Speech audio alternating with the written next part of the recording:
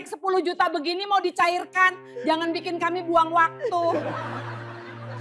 Assalamualaikum warahmatullahi wabarakatuh. Bayangkan, seorang nenek tua dengan bahu yang sudah tak sekuat dulu, menggendong putranya yang tak memiliki kedua kaki. Keduanya melangkah perlahan masuk ke sebuah bank yang megah. Di balik kaca loket, beberapa pegawai mulai menertawakan mereka, menunjuk-nunjuk sambil mengejek. Salah satu pegawai berkata dengan suara merendahkan, "Bu, cek 10 juta begini mau dicairkan? Jangan bikin kami buang waktu." Air mata Sumiah jatuh. Budi memeluk ibunya makin erat. Namun tidak ada yang tahu, hanya 15 menit lagi, semua wajah yang menertawakan itu akan berubah pucat. Ternyata, sahabat semuanya, sebelum kita mulai cerita ini, tuliskan dulu di kolom komentar, dari kota mana kalian menonton. Semoga yang like dan subscribe channel ini dimudahkan segala urusannya, dilapangkan rezekinya, disehatkan badannya, dan dikabulkan semua hajat dunia akhirat oleh Allah Subhanahu wa Ta'ala. Amin ya Rabbal 'Alamin. Sekarang mari kita mulai ceritanya. Pagi itu, matahari baru saja naik. Namun hawa di dalam dada Sumiah terasa berat seperti beban yang tidak terlihat oleh siapapun. Langkahnya lambat, lututnya sesekali bergetar, tetapi kedua tangannya tetap kokoh memegang paha Budi yang berada di atas punggungnya. Budi memeluk leher ibunya erat, kepalanya bertumpu pada bahu Sumiah yang mulai rentah. Nafas mereka tersengal, namun keduanya terus berjalan melewati trotoar menuju pintu depan bank. Kemeja abu-abu sederhana yang dipakai Budi basah oleh keringat karena perjalanan jauh. Celana pendeknya tampak kusut, bekas keranjang roda yang rusak masih menggantung di sisi tubuhnya. Sejak kursi roda mereka patah seminggu lalu, satu-satunya cara pergi ke kota hanyalah dengan digendong. Sumiah tidak pernah mengeluh. Bagi dirinya, membawa anaknya adalah bentuk cinta yang tidak bisa diukur oleh usia. Saat mereka melangkah masuk ke dalam bank, hawa dingin dari pendingin ruangan langsung menyergap kulit mereka. Sumiah sedikit menggigil, bukan karena suhu, tetapi karena tatapan orang-orang yang langsung tertuju pada mereka. Sebagian nasabah menoleh, sebagian lainnya memalingkan wajah dengan raut tidak nyaman. Ada yang menutup hidung diam-diam, seolah kehadiran Budi dan Sumiah membawa aroma yang tidak layak berada di gedung mewah itu. Sumiah berusaha tersenyum kecil, mencoba memberi kesan bahwa ia tidak terganggu. Namun sudut bibirnya gemetar, matanya berkaca-kaca. Budi menunduk dalam, sembunyi dari tatapan yang menusuk harga dirinya. Di seberang ruangan, barisan pegawai bank mengenakan seragam putih. Mereka duduk berjajar seperti prajurit yang siap menilai setiap orang yang datang. Salah satu dari mereka, pemuda berwajah licin bernama Reno, mengerutkan dahi saat melihat Sumiah menggendong Budi. Ia mendengus sambil menyikut temannya. "Lihat tuh, datang bawa beban. Di sini bukan puskesmas," katanya pelan namun cukup keras untuk didengar beberapa pegawai di dekatnya. Tawa kecil mulai terdengar, merekah seperti bisikan yang berubah menjadi gelombang kecil penghinaan. Seorang pegawai wanita menutup mulut sambil cekikikan. Seorang lagi menunjuk Budi yang menempel di punggung ibunya. Ren, jangan bilang mereka mau bikin rekening," kata yang lain sambil tertawa. Satu tawa memancing tawa lainnya. Gelak itu memantul di seluruh ruangan, seakan hanya keluarga kecil itu yang pantas menjadi bahan olok-olok. Sumiah berhenti sejenak, bahunya turun, napasnya patah. Budi merapatkan wajah ke bahu ibunya, menghindari tatapan yang seakan menelanjangi dirinya. "Ibu, kalau mau pulang tidak apa," bisik Budi lirih, suaranya retak seperti kaca yang hampir pecah. Sumiah menarik napas panjang, mencoba menguatkan diri. "Tidak, nak, kita sudah sampai. Kita harus coba," jawabnya pelan. Ia melanjutkan langkah, melewati barisan orang yang tertawa pelan di belakangnya. Suasana ruangan yang awalnya bising kini terasa seperti lorong panjang yang penuh bayangan. Ketika mereka mencapai loket, teller muda di balik kaca langsung menegakkan tubuhnya. Ia menatap Sumia dari ujung rambut hingga ujung kaki, lalu ke arah Budi yang tidak memiliki kaki. Tatapan itu penuh penilaian, penuh jarak. "Ada keperluan apa, Bu?" Suaranya terdengar dingin. Sumiah menelan ludah.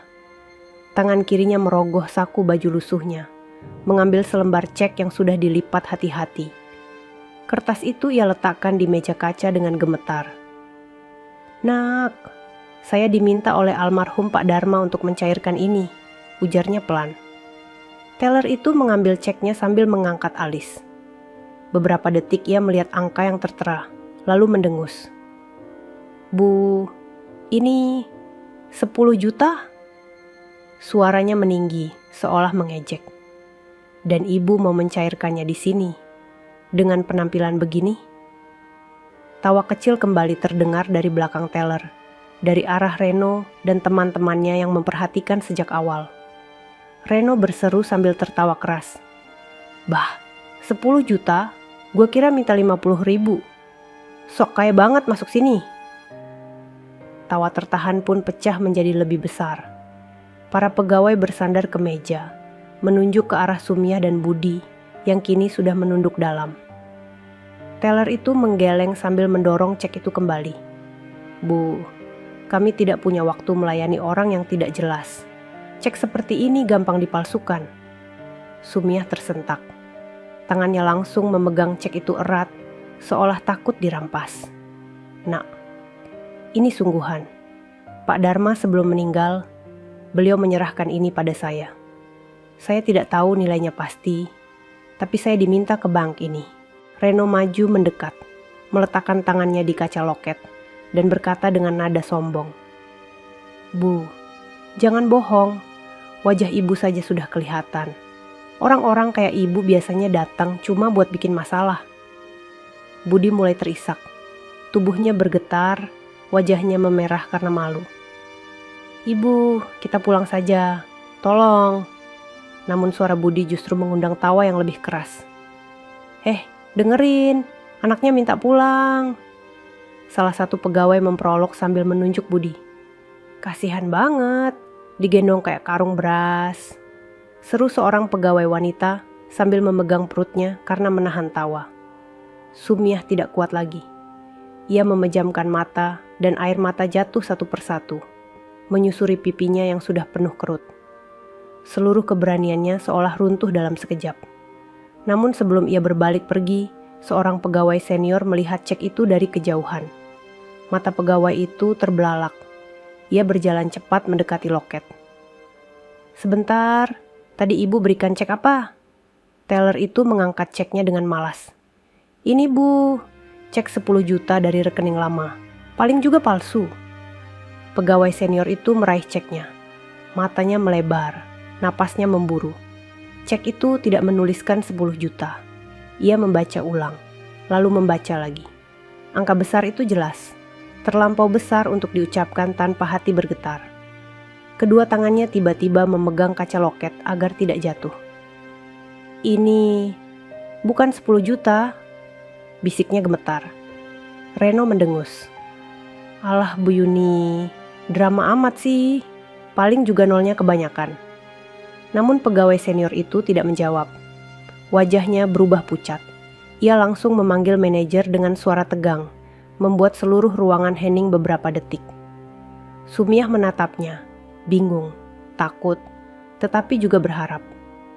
Reno dan yang lain masih belum sadar bahwa hari itu, hidup mereka akan berubah selamanya. Dan semua itu dimulai dari langkah berat seorang ibu yang hanya ingin menjaga martabat anaknya. Ruang bank mendadak seperti berubah suhu. Pegawai senior bernama Yuni masih menggenggam cek itu dengan jemari yang bergetar. Di belakangnya, teller muda yang tadi menghina Sumiah berdiri dengan wajah kebingungan. Reno menatap keduanya dengan alis naik, masih belum mengerti apa yang sebenarnya terjadi. Sumiah hanya berdiri diam. Nafasnya terdengar tersengal, bukan karena letih, tetapi karena takut jika cek itu benar-benar tidak diterima. Budi semakin merapat pada bahu ibunya, mencoba sembunyi dari pandangan semua orang. Bu Yuni menatap cek itu lama sekali. bibirnya bergetar pelan. Ia lalu melangkah cepat menuju ruang kecil di balik teller, tempat verifikasi manual biasa dilakukan. Setiap langkahnya terdengar jelas, seakan membawa ketegangan yang semakin menebal. Teller muda itu masih berdiri bengong. Ia mendengus pelan. "Bu, itu pasti salah baca," katanya sambil melipat tangan di dada. Reno tertawa pelan. "Jelas salah baca. Mana mungkin orang kayak gitu bawa cek gede. Udah kelihatan banget model-model pengemis." 3 pegawai lain ikut tertawa. Suara mereka menggema, membuat Sumiah menunduk lebih dalam. Ruangan itu seperti menolak kehadirannya. Bahkan lampu putih di langit-langit terasa menyilaukan dan menyudutkan dirinya. Budi mulai menangis kecil. Tubuhnya bergetar. "Ibu, kita pulang saja. Budi enggak apa-apa, kalau enggak jadi cair kan?" Sumiah mengusap lengan anaknya dengan lembut. "Sabarlah nak, kita coba sedikit lagi," ucapnya dengan suara yang bergetar. Meski hatinya goyah, ia mencoba bertahan demi harapan kecil yang masih ia pegang. Di balik kaca loket, Reno masih mengamati ruangan belakang tempat Bu Yuni masuk. Ia menyeringai. "Serius banget sih Bu Yuni, paling juga nanti keluar sambil bilang ceknya palsu." Para pegawai yang lain mengiyakan sambil tersenyum sinis. Beberapa nasabah yang melihat situasi itu mulai ikut berbisik.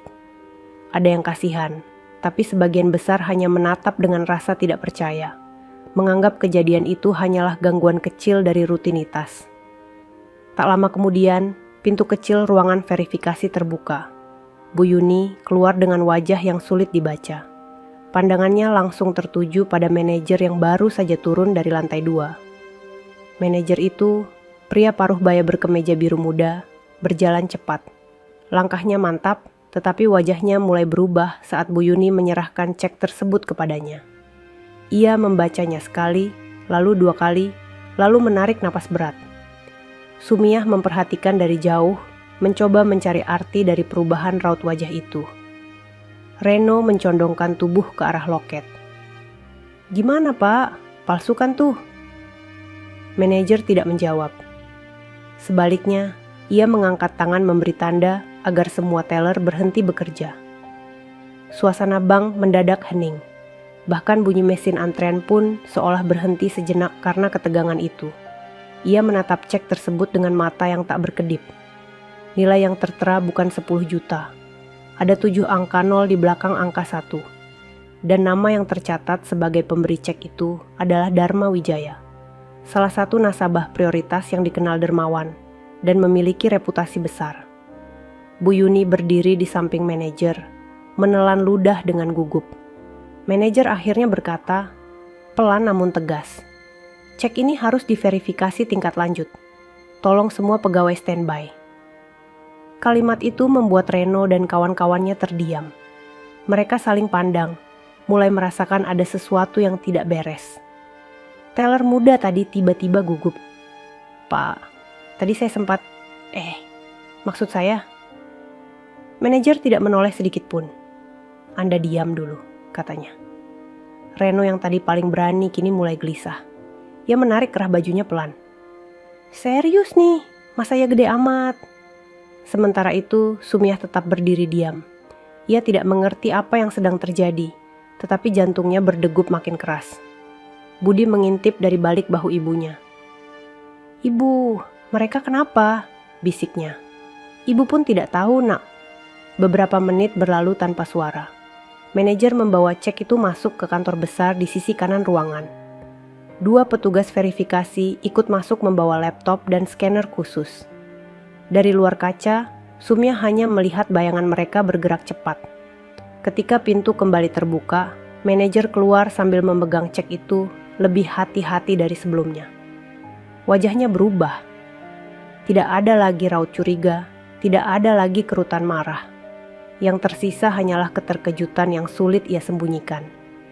Ia berjalan mendekati loket tempat Sumiah berdiri. Reno dan pegawai lain menatap dengan mata membesar. Manajer berhenti tepat di depan kaca. Suaranya bergetar ketika ia berkata, "Ibu, mohon tunggu sebentar. Kami sedang validasi terakhir. Namun, Sepertinya cek ini. Bukan seperti yang pegawai kami sangka. Reno spontan berseru. Pak, masa sih? Itu kan... Manajer menoleh dengan tatapan tajam. Diam Reno, kamu sudah berbicara terlalu banyak. Reno langsung menutup mulut. Manajer kemudian menatap Sumiah lagi, lebih lembut. Ibu, apakah benar almarhum Pak Dharma menyerahkan cek ini kepada ibu? Sumiah mengangguk pelan. Iya nak, beliau mengamanahkan saat sebelum beliau pergi. Saya tidak tahu nilainya. Saya hanya disuruh datang ke bank ini dan bilang ingin mencairkan apa adanya. Manajer menghembuskan napas panjang. Baik Bu, mohon bersabar sebentar. Sepertinya hari ini akan ada proses khusus untuk ibu. Ucapan itu membuat semua pegawai menatap Sumiah dengan cara berbeda. Tidak lagi meremehkan, tetapi bingung, takut, dan cemas. Reno menelan ludah. Bu Yuni, beneran segitu nilainya? Bu Yuni hanya menjawab lirih. Reno, itu bukan 10 juta. Angka nolnya terlalu banyak. Reno membeku. Gelak tawa tadi menguap dari seluruh ruangan. Bank yang sebelumnya terdengar hidup kini tenggelam dalam keheningan yang memekakkan. Sumiah tidak tahu persis apa artinya semua itu. Namun satu hal ia tahu. Hari itu, dunia seperti sedang berputar ke arah yang berbeda. Dan alurnya baru saja dimulai. Diam. Itulah suasana yang tiba-tiba menyelimuti ruangan bank setelah manajer memberikan pernyataan terakhirnya. Tidak ada lagi tawa. Tidak ada lagi bisik-bisik meremehkan. Hanya ada tatapan para pegawai yang berubah menjadi campuran kaget, cemas, dan malu. Sumiah berdiri di tempat yang sama. Keringat dingin menetes di pelipisnya. Tangan yang memegang paha Budi mulai pegal, namun ia tak berani bergeser. Seolah jika ia bergerak sedikit saja, semua harapan akan pecah berhamburan. Budi masih memeluk leher ibunya erat. Wajahnya perlahan terangkat, meski air mata masih menggantung di bulu matanya. Ia merasa ada sesuatu yang berbeda, tapi belum mengerti sepenuhnya. Di balik loket, teller muda yang tadi paling nyaring menolak Sumiah kini memegang dadanya sendiri. Wajahnya pucat. Jemarinya gemetar saat ia meraih berkas untuk pura-pura sibuk. Padahal ia jelas sedang dilanda rasa bersalah yang mencengkeram kuat. Pegawai wanita yang tadi menertawakan Budi kini menunduk sangat rendah, seakan berharap lantai terbuka dan menelannya begitu saja. Namun tatapan paling tajam adalah dari Reno. Ia menahan napas, matanya membelalak, pandangannya seolah tidak percaya dengan apa yang ia dengar barusan. Beberapa kali ia mengusap wajahnya dengan kasar. Yang tersisa hanyalah bayangan kesombongan yang perlahan runtuh. Ceknya segitu beneran, bisiknya pada temannya, namun temannya hanya menggeleng tanpa berani menatap. Reno memalingkan wajah dari Sumiah, bukan karena jijik, tetapi karena malu. Ia tidak mampu menahan rasa perih saat menyadari bahwa kata-kata kasarnya tadi telah menusuk seorang ibu yang bahkan ia tidak kenal. Sementara itu, manajer kembali keluar dari ruangan. Ia berjalan menuju Sumiah, kali ini dengan langkah perlahan, seperti seseorang yang mendekati sesuatu yang sangat berharga. Ibu Sumiah, katanya dengan suara terkontrol. Kami sudah menghubungi bagian pusat untuk konfirmasi tambahan. Mohon ibu tetap menunggu sebentar. Sumiah mengangguk walau jantungnya berdebar kencang. Baik nak, tidak apa. Namun di balik kata-kata sederhana itu, ada jutaan rasa yang bercampur. Takut, bingung, berharap, dan sedikit lega. Beberapa nasabah lain yang melihat dari kejauhan mulai berbisik. Tapi kali ini bisikannya terdengar berbeda. Ada rasa iba, ada rasa terkejut, bahkan ada kekaguman kecil yang mulai muncul. Ibu itu kuat sekali, ucap seorang ibu rumah tangga pelan. Iya, gendong anak sebesar itu, luar biasa, balas seorang bapak paruh baya. Namun tatapan itu tetap menusuk martabat Sumiah. Meski nadanya berubah lebih baik, rasa malu itu tetap terasa. Seakan setiap langkah hidupnya selalu diawasi, dinilai, dan dipandang rendah. Sumiah merasakan bibirnya bergetar. Ia menatap lantai, berusaha menahan air mata. Sejak suaminya meninggal, hidupnya memang tidak mudah. Ia bekerja membungkus rempeyek, mencuci pakaian tetangga, dan sekali-sekali membantu di warung hanya untuk sedikit uang tambahan. Semua itu ia lakukan demi Budi, demi anaknya yang kehilangan kaki karena kecelakaan truk pengangkut tanah. Demi anaknya yang pernah bermimpi menjadi teknisi mesin, tapi semua itu hilang dalam hitungan detik. Dan kini, di tempat ini, martabat mereka kembali diuji. Budi yang berada di punggungnya mengusap pundak ibunya dengan pelan. "Ibu jangan sedih, Budi enggak apa-apa." Sumiah tersenyum kecil meski suaranya pecah. "Ibu cuma capek sedikit, Nak." Padahal bukan capek fisik yang membuatnya gemetar, tetapi capek hati. Capek menghadapi tatapan yang terus menghakimi sejak mereka melangkah masuk. Manajer yang melihat itu langsung menggerakkan tangan memberi isyarat kepada 2 satpam untuk membawa kursi roda cadangan. Kursi itu didorong mendekat, namun Sumiah menolak halus. "Terima kasih, tapi biar Budi tetap di punggung. Dia lebih nyaman begini." Satpam itu mengangguk, lalu mundur. Reno menelan ludah. Ia merasa dadanya sesak. Setiap detik yang berlalu adalah pukulan ke arah dirinya sendiri. Kata-kata kasarnya terngiang ulang di kepalanya. Ia menatap Sumiah dari balik loket, lalu segera menunduk karena rasa malu yang terlalu besar. Pegawai wanita yang tadi mengejek Budi kini mendekati teller pelan-pelan. "Tadi kita keterlaluan ya," bisiknya. Teller itu hanya mengangguk lambat. "Aku nggak tahu kenapa bisa sekejam itu," jawabnya lirih. Reno mengepalkan tangan, ingin kembali bersuara, namun tidak ada satu kata pun yang keluar. Kesombongannya seperti tertahan di tenggorokan, berubah menjadi rasa bersalah yang menusuk keras. Waktu berlalu beberapa menit. Setiap detik terasa panjang. Akhirnya ponsel manajer bergetar. Ia membaca pesan yang masuk. Matanya mengeras, lalu melembut. Ia menarik napas paling panjang hari itu. Ia menutup ponsel, menatap Sumiah yang berdiri dengan penuh kesabaran. Kemudian ia berjalan mendekat. Semua pegawai menahan napas. Reno memegang meja loket erat-erat. Teller muda itu merasa lututnya melemah. Manajer berhenti tepat di depan Sumiah. "Ibu, ada hal penting yang perlu saya sampaikan." Suara itu terdengar seperti tanda pembuka sebuah kejadian yang tidak akan dilupakan siapapun di ruangan itu. Pegawai bank yang tadinya memandang rendah kini berdiri dengan wajah pucat, menunggu kata-kata yang akan mengubah seluruh suasana. Dan Sumiah hanya menggenggam cek itu, berharap apapun yang datang tidak akan meremukkan hatinya lagi. Manajer berdiri di depan Sumiah dengan wajah yang sulit ditebak. Kerah bajunya sedikit basah oleh keringat, meski ruangan itu dingin. Nada suaranya pelan, namun penuh tekanan yang menahan ledakan kebenaran di dalamnya. "Ibu Sumiah, mohon ikut saya sebentar. Ada hal penting yang harus kami jelaskan." Sumiah menunduk sopan. "Baik, Nak. Tapi Budi bagaimana?" "Ibu tidak perlu khawatir. Kami siapkan kursi di dalam ruangan manajer. Budi bisa duduk di pangkuan ibu." Sumiah mengangguk, lalu menggeser sedikit tubuhnya. Budi menggenggam bahu ibunya sebelum perlahan turun dari punggungnya dengan bantuan 2 satpam. Wajah Budi masih basah oleh air mata, tapi ia berusaha tersenyum, meski senyum itu justru membuat hatinya semakin pedih. Saat mereka bergerak ke ruangan manajer, semua pegawai diam menatap. Tidak ada satupun yang berani mengeluarkan suara.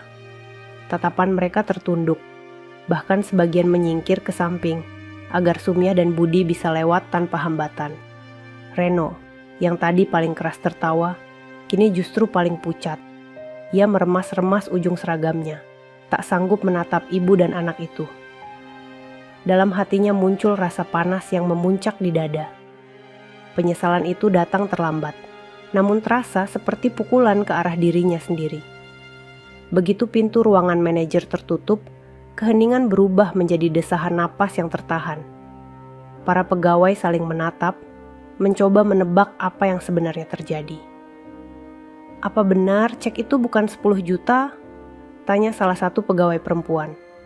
Bukan 10 juta, jawab Bu Yuni dengan suara berat. "Kalau angka itu benar, itu sangat besar." Reno menelan ludah, suaranya pecah. "Besar seberapa?" Bu Yuni tidak menjawab. Ia hanya menatap ke arah pintu dengan mata yang tidak berkedip, seolah sebagian nasib bank itu sedang berada di balik ruangan tersebut. Di dalam ruangan manajer, suasana jauh lebih tenang, namun tetap dipenuhi ketegangan yang menekan.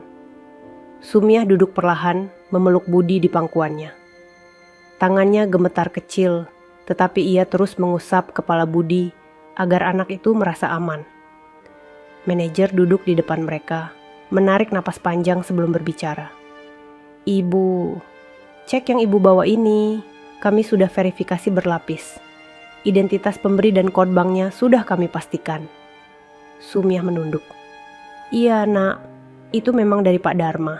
Beliau baik sekali pada saya dulu." Manajer menatap cek itu, seperti menatap sesuatu yang berharga dan berbahaya sekaligus. "Ibu tahu, sebenarnya cek ini bernilai berapa?" "Saya tidak tahu, nak. Saya tidak bisa baca angka besar." Manajer menelan ludah, lalu menyatukan jemarinya di atas meja.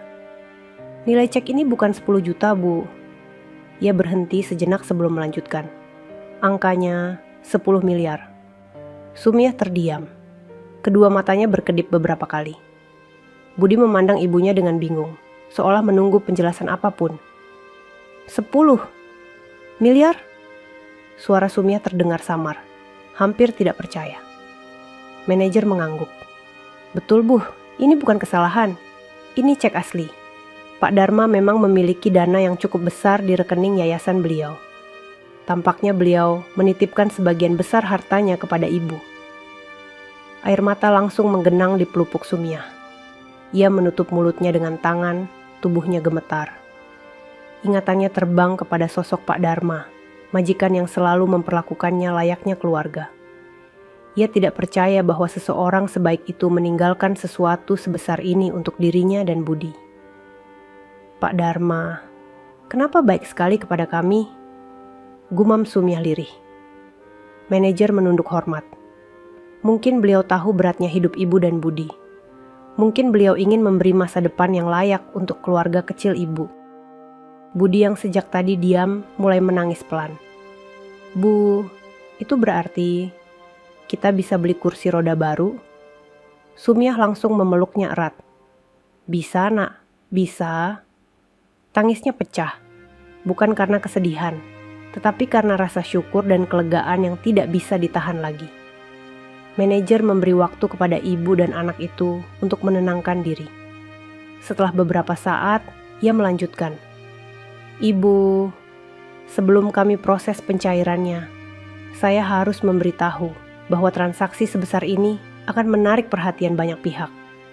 Tapi ibu tidak perlu takut. Semuanya akan kami bantu selesaikan." Sumiah mengusap pipi. "Terima kasih. Nah, saya tidak tahu harus bagaimana." Manajer tersenyum kecil.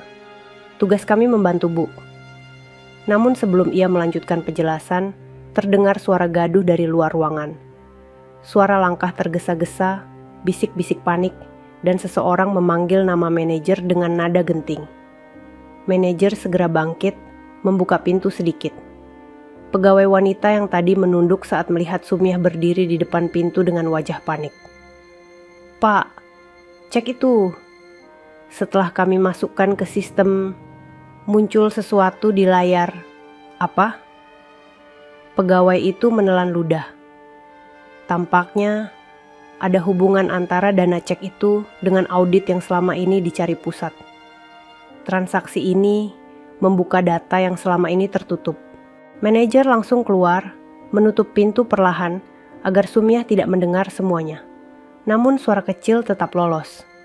"Pak, ini bisa membuka kasus manipulasi dana yang selama ini tidak ditemukan." Manajer mengerutkan dahi. "Siapa yang terlibat?" Pegawai itu menjawab dengan suara sangat pelan. "Reno, Pak. Namanya muncul di log lama. Jantung manajer berdegup keras. Semuanya kini berubah menjadi lebih serius dari sekadar nilai cek atau pelayanan nasabah. Di dalam ruangan, Sumiah memegang tangan Budi erat, tidak mengetahui bahwa hidup mereka bukan hanya akan berubah, tetapi juga akan menyeret rahasia besar bank itu ke permukaan. Ketika manajer keluar dari ruangannya untuk mengurus temuannya, Reno berdiri mematung di balik loket. Wajahnya pucat, peluh mulai membasahi pelipisnya. Kata-kata pegawai tadi tentang audit dan log lama terus berputar di kepalanya, menghantam tanpa belas kasihan. Reno mengulang dalam hati, namanya muncul. Ia tidak tahu bagaimana, tapi ia paham sesuatu. Jika data itu dibuka kembali, kesalahannya di masa lalu akan ikut terseret. Ia teringat pada beberapa transaksi gelap yang ia lakukan bersama seorang pejabat cabang lama, memakai akun nasabah prioritas sebagai selimut aman. Salah satunya adalah rekening Yayasan Pak Dharma. Semua itu dulu dianggap tertutup rapat.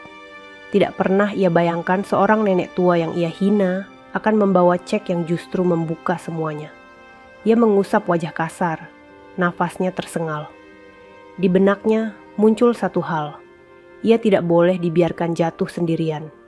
Saat itulah pintu ruang manajer terbuka sedikit, dan manajer memberikan instruksi kepada pegawai lain sebelum kembali menuju ruang audit. Reno melihat kesempatan. Ia melangkah cepat menuju ruangan itu sebelum pintu kembali tertutup. "Pak, saya mau bicara," serunya dengan suara tinggi. Manajer menatapnya sambil menghela napas berat. "Reno, sekarang bukan waktunya." "Tapi Pak, tolong. Saya harus jelaskan soal data itu." "Nanti." "Pak, saya serius." Nada suara Reno meninggi lagi. Namun manajer menatapnya tajam hingga Reno terdiam. "Reno, pergi dari sini. Kamu sudah berkata cukup banyak hari ini." Reno menahan napas, rahangnya mengeras. Ia melirik ke arah ruangan tempat Sumiah dan Budi menunggu. "Jadi gara-gara ibu kampung itu, semua data lama dibuka lagi?" Gumamnya pelan dengan nada menyimpan marah. Manajer menoleh cepat. "Reno, jaga sikapmu." Namun ucapan itu terlambat. Reno sudah berjalan cepat mendekati ruangan Sumiah. Amarahnya menyala, bercampur rasa takut. Seakan Sumiah adalah ancaman, padahal sebenarnya ia hanyalah seorang ibu yang sedang berjuang. Reno mendorong pintu ruangan manajer, dan suara benturan membuat Budi terkejut. Budi memeluk ibunya, tubuhnya mengencang ketakutan. "Kalian," Reno menunjuk mereka dengan wajah merah. "Apa mau kalian di sini? Kalian bawa masalah ke bank ini." "Nak, kami hanya mau cairkan uang amanah," jawab Sumiah dengan suara lemah. "Amanah? Amanah apa? Ibu bahkan tidak tahu cara baca angka." Budi mulai menangis lagi. Tangannya mencengkeram baju ibunya.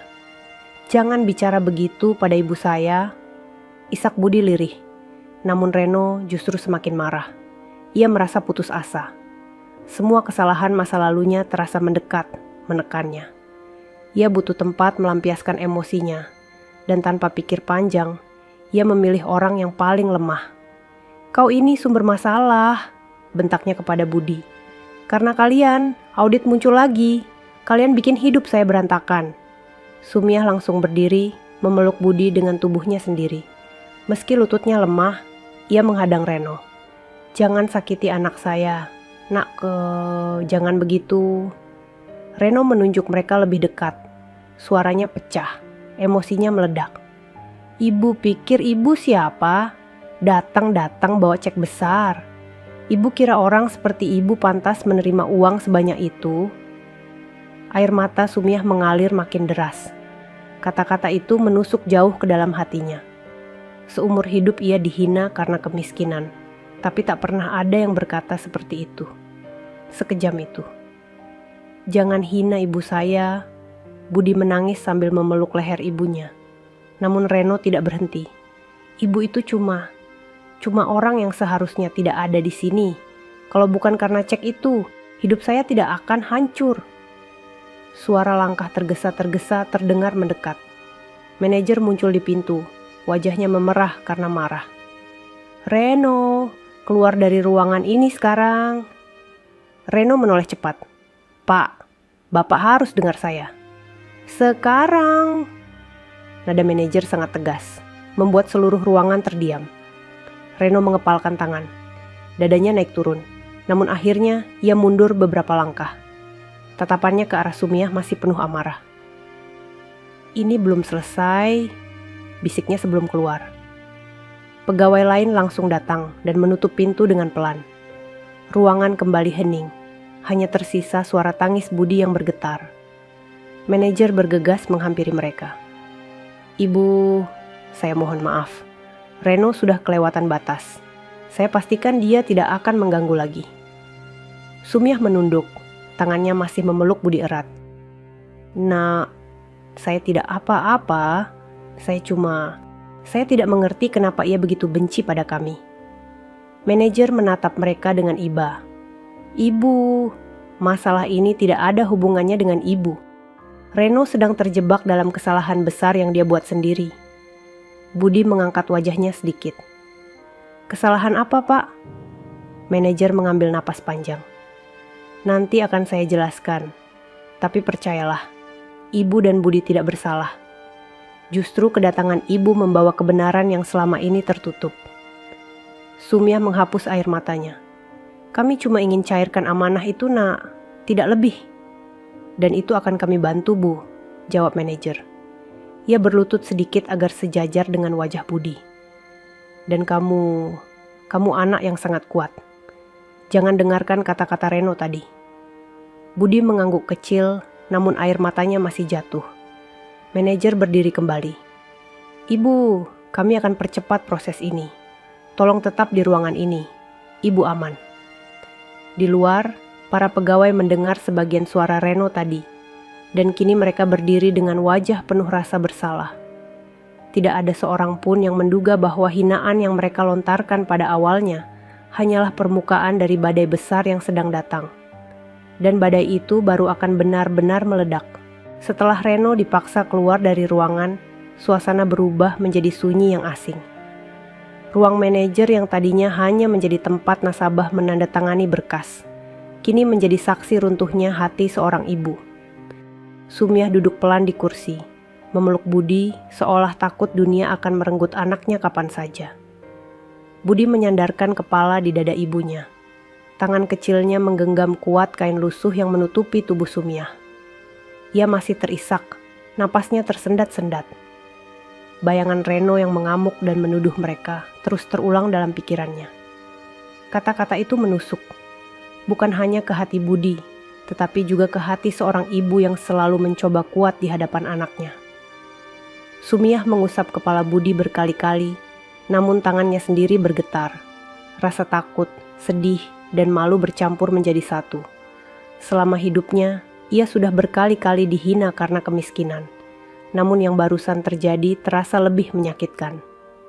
Kata-kata Reno bukan hanya merendahkan dirinya, tetapi juga merendahkan harga diri anaknya. "Ibu, maaf ya," bisik Budi tiba-tiba. Suaranya serak. Sumiah tersentak kecil. "Maaf, untuk apa, Nak? Karena Budi bikin ibu susah. Budi bikin ibu capek. Budi bikin ibu dihina."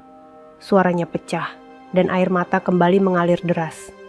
"Kalau Budi punya kaki, ibu nggak harus gendong Budi ke sini. Kalau Budi bisa jalan, ibu nggak harus dengar kata-kata itu. Nak, jangan bilang begitu." Suara Sumiah patah. "Tapi itu benar, Bu." Budi menangis lebih keras. Renonya marah karena Budi jadi beban. Sumiah meraih pipi Budi dengan kedua tangannya. "Dengar ya, Nak. Kamu bukan beban.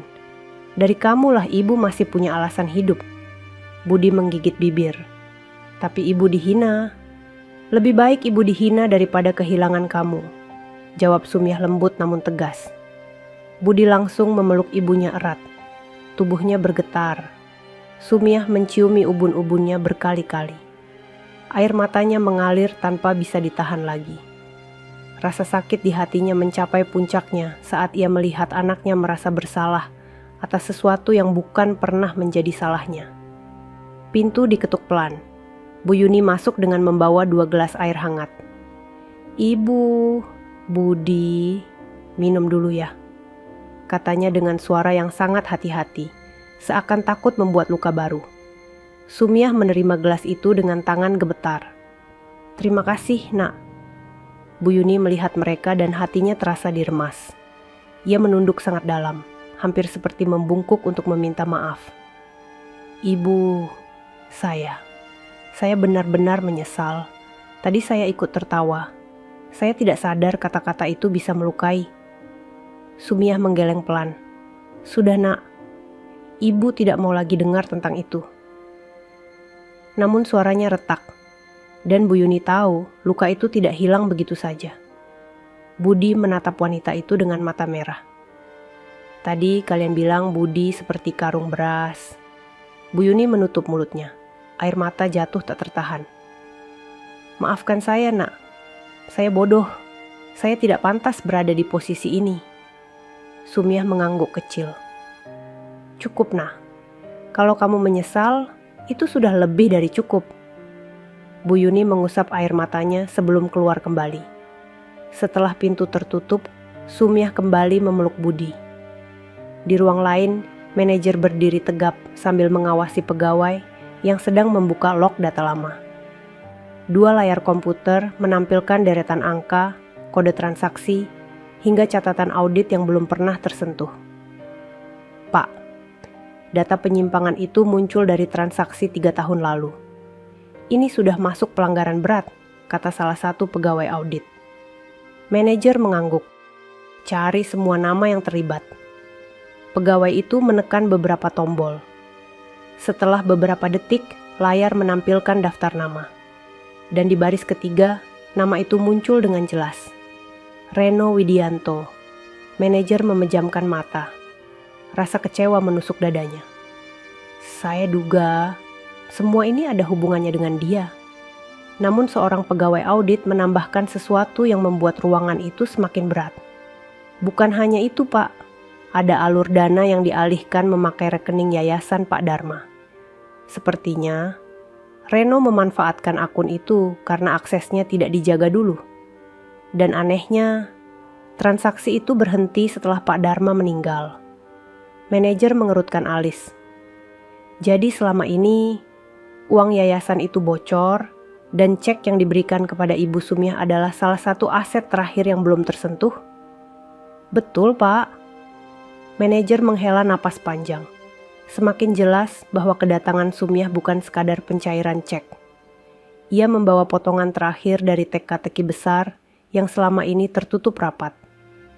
Di ruangan manajer, Sumiah menatap lantai sambil mengusap punggung Budi. Tangis anaknya telah mereda, namun tubuh kecil itu masih sesekali bergetar. Sumiah menatap wajah Budi lama sekali. Ada begitu banyak luka yang tidak terlihat di balik kesedihan anaknya. "Ibu, kalau nanti kita punya uang banyak, apa kita bisa beli rumah baru?" tanya Budi lirih, masih terisak. Pertanyaan itu sederhana, tapi menabrak dada Sumiah seperti gelombang besar. "Bisa, Nak," jawabnya dengan suara gemetar. "Kita bisa beli rumah di mana kamu bisa tidur tanpa takut hujan masuk. Di mana atapnya tidak bocor. Di mana kamu bisa punya kamar sendiri. Dan ibu tidak perlu kerja sampai malam." "Iya, Nak." "Dan kita bisa beli kursi roda baru?" Sumiah mengangguk sambil menangis. "Bisa, Nak. Bisa." Budi tersenyum kecil, meski bibirnya masih bergetar. "Budi cuma ingin ibu tidak capek lagi." Sumiah memeluknya lagi. "Ibu tidak apa-apa, Nak. Ibu kuat karena ada kamu." Namun dalam hatinya, ia runtuh, ia pecah. Bukan oleh hinaan Reno semata, tetapi oleh rasa bersalah karena anaknya merasa menjadi beban. Runtuhnya hati seorang ibu bukan karena ia lemah, tetapi karena ia terus berjuang menahan dunia seorang diri. Dan hari itu, di ruangan dingin sebuah bank, hati Sumiah benar-benar jatuh berserakan. Namun saat hati runtuh, terkadang justru itu menjadi awal dari sesuatu yang jauh lebih besar. Di luar ruang manajer, atmosfer bank bukan lagi seperti kantor pelayanan biasa. Suasana berubah menjadi tempat yang dipenuhi tekanan tak terlihat. Para pegawai berjalan dengan langkah ragu, suara mereka mengecil, dan setiap tatapan mengarah ke pintu ruangan tempat Sumiah dan Budi menunggu. Seolah seluruh gedung sedang menahan napas. Manajer kembali berdiri di depan layar komputer audit. Di sana terlihat angka-angka yang sebelumnya dianggap hilang atau terhapus. Log transaksi yang selama ini tidak pernah terbuka, kini muncul dengan jelas setelah cek 10 miliar itu dipindai ke sistem. Pak, sistem menemukan pola pengalihan dana, ucap salah satu staf audit. Detailkan, jawab manajer sambil menahan napas. Pegawai itu mengklik beberapa data. Ada pemindahan bertahap ke rekening pihak ketiga. Nilainya memang tidak besar per transaksi, tapi berlangsung terus selama berbulan-bulan. Dan pelakunya?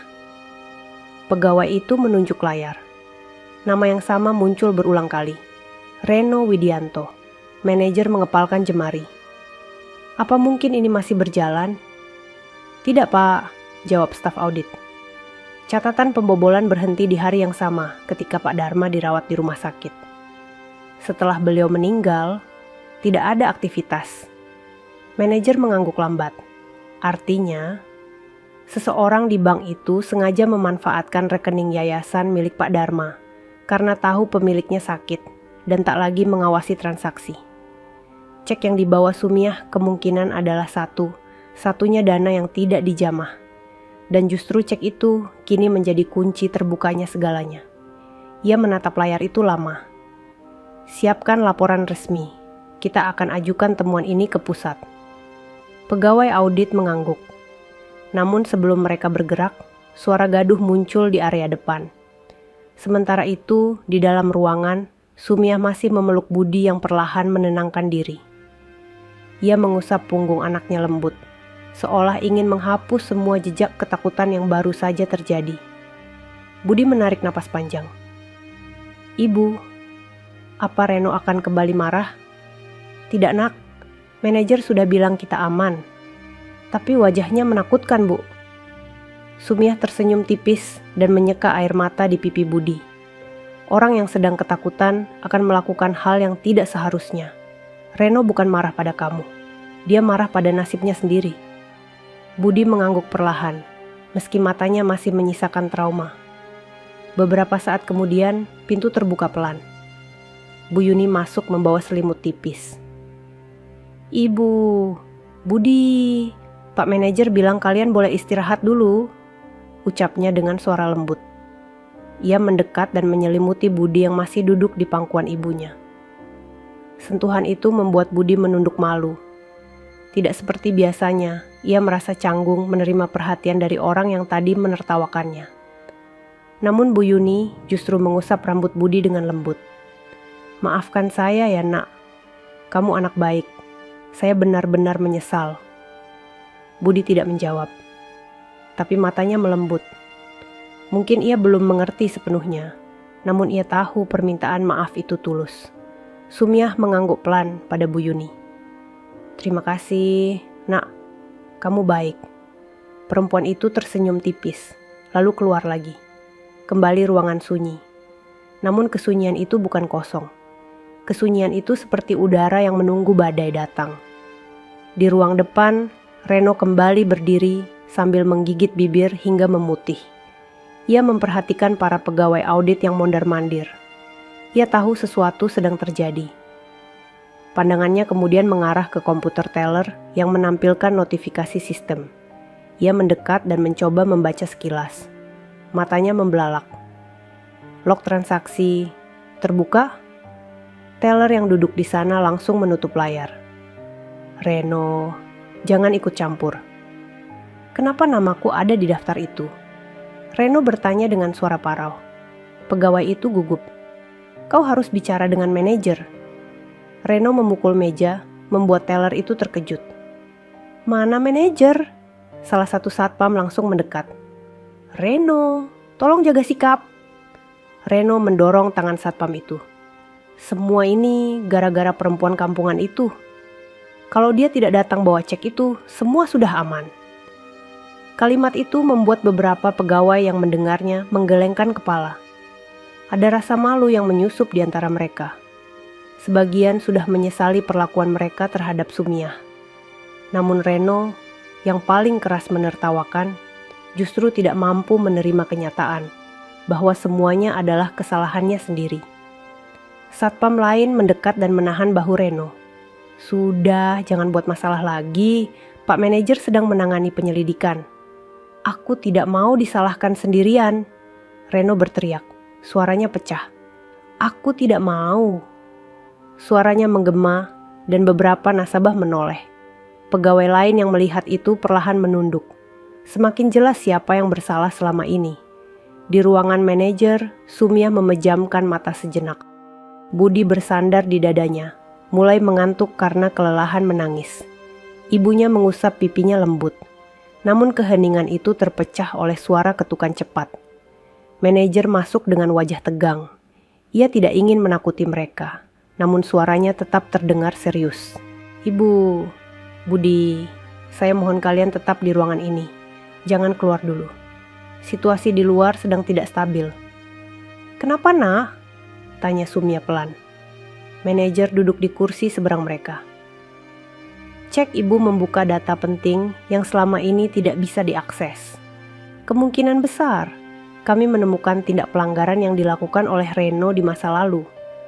Budi menatap manajer. "Itu artinya Reno marah pada Budi tadi karena salah dia sendiri?" Manajer menunduk. "Iya, Nak, dan itu bukan salah kalian. Kalian tidak pernah salah." Sumiah menatap tangan keriputnya yang terkulai di pangkuan. "Kami hanya ingin cairkan amanah, dan kami akan bantu." Manajer mengangguk. Suasana hening kembali. Namun kali ini, keheningan itu tidak menakutkan.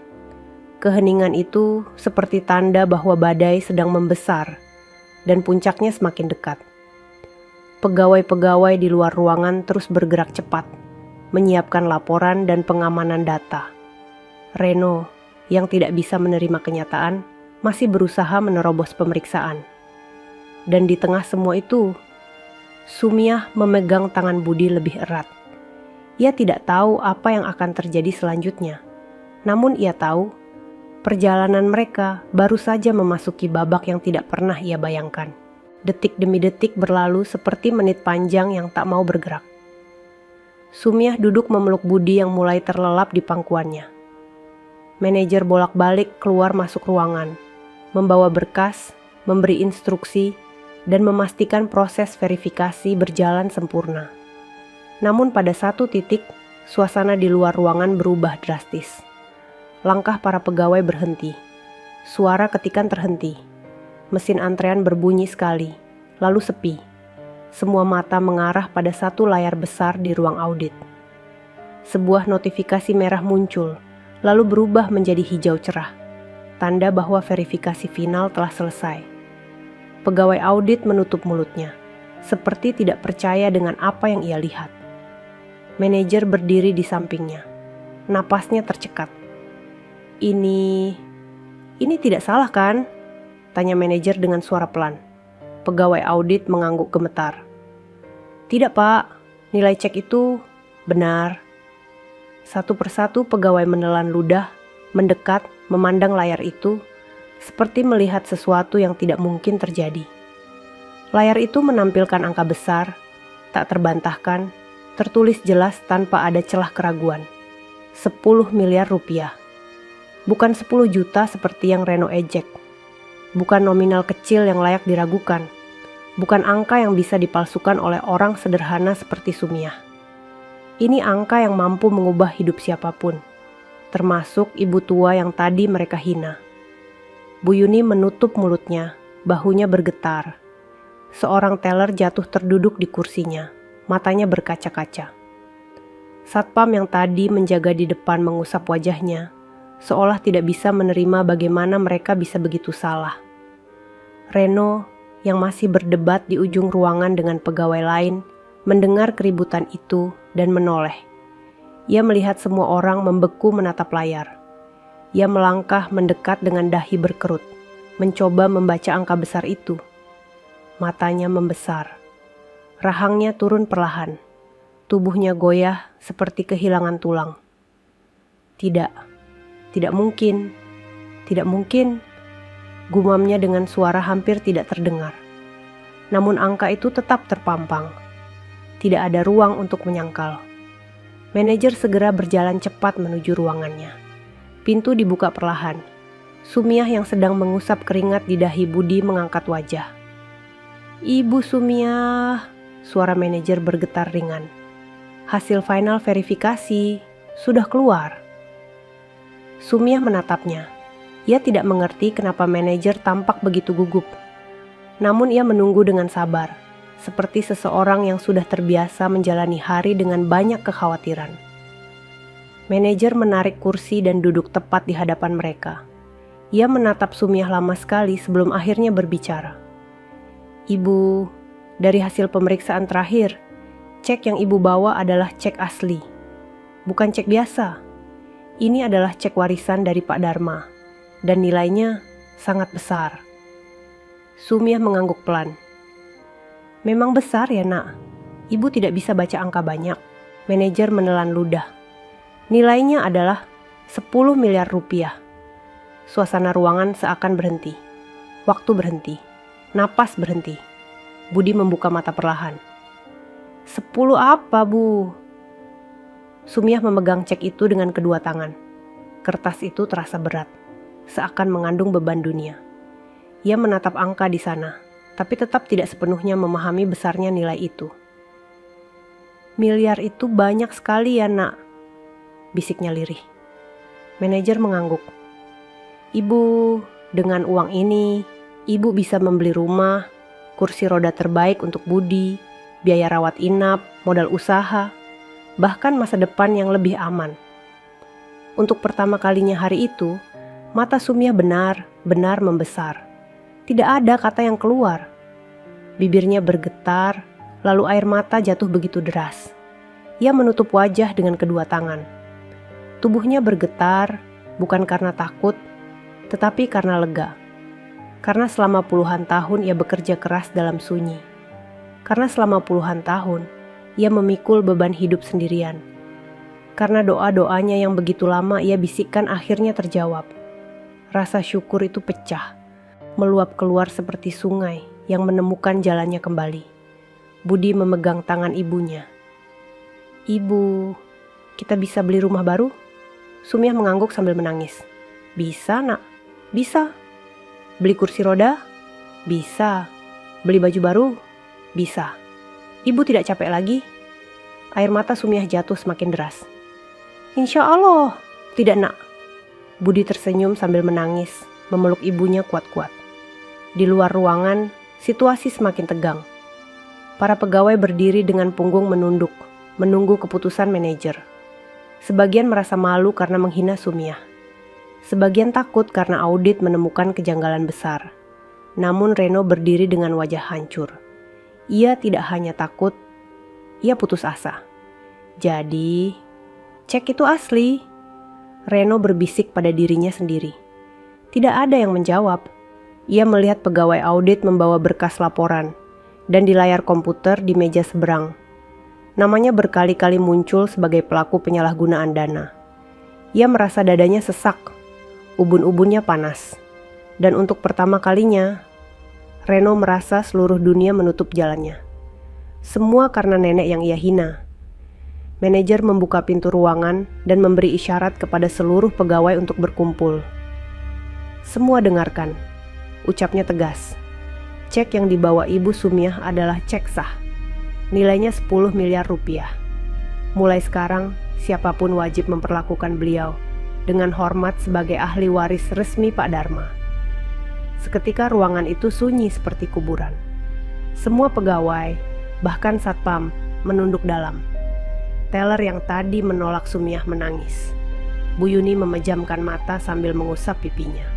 Dan Reno berdiri kaku. Wajahnya seperti disihir, tubuhnya tanpa tenaga. Sumiah keluar dari ruangan pelan-pelan, memeluk Budi sambil menatap lantai. Ia tidak tahu bahwa seluruh pegawai kini menunduk, bukan karena jijik, tetapi karena malu. Bukan hanya malu, tetapi sepenuhnya kalah oleh ketulusan ibu tua yang selama ini mereka hinakan.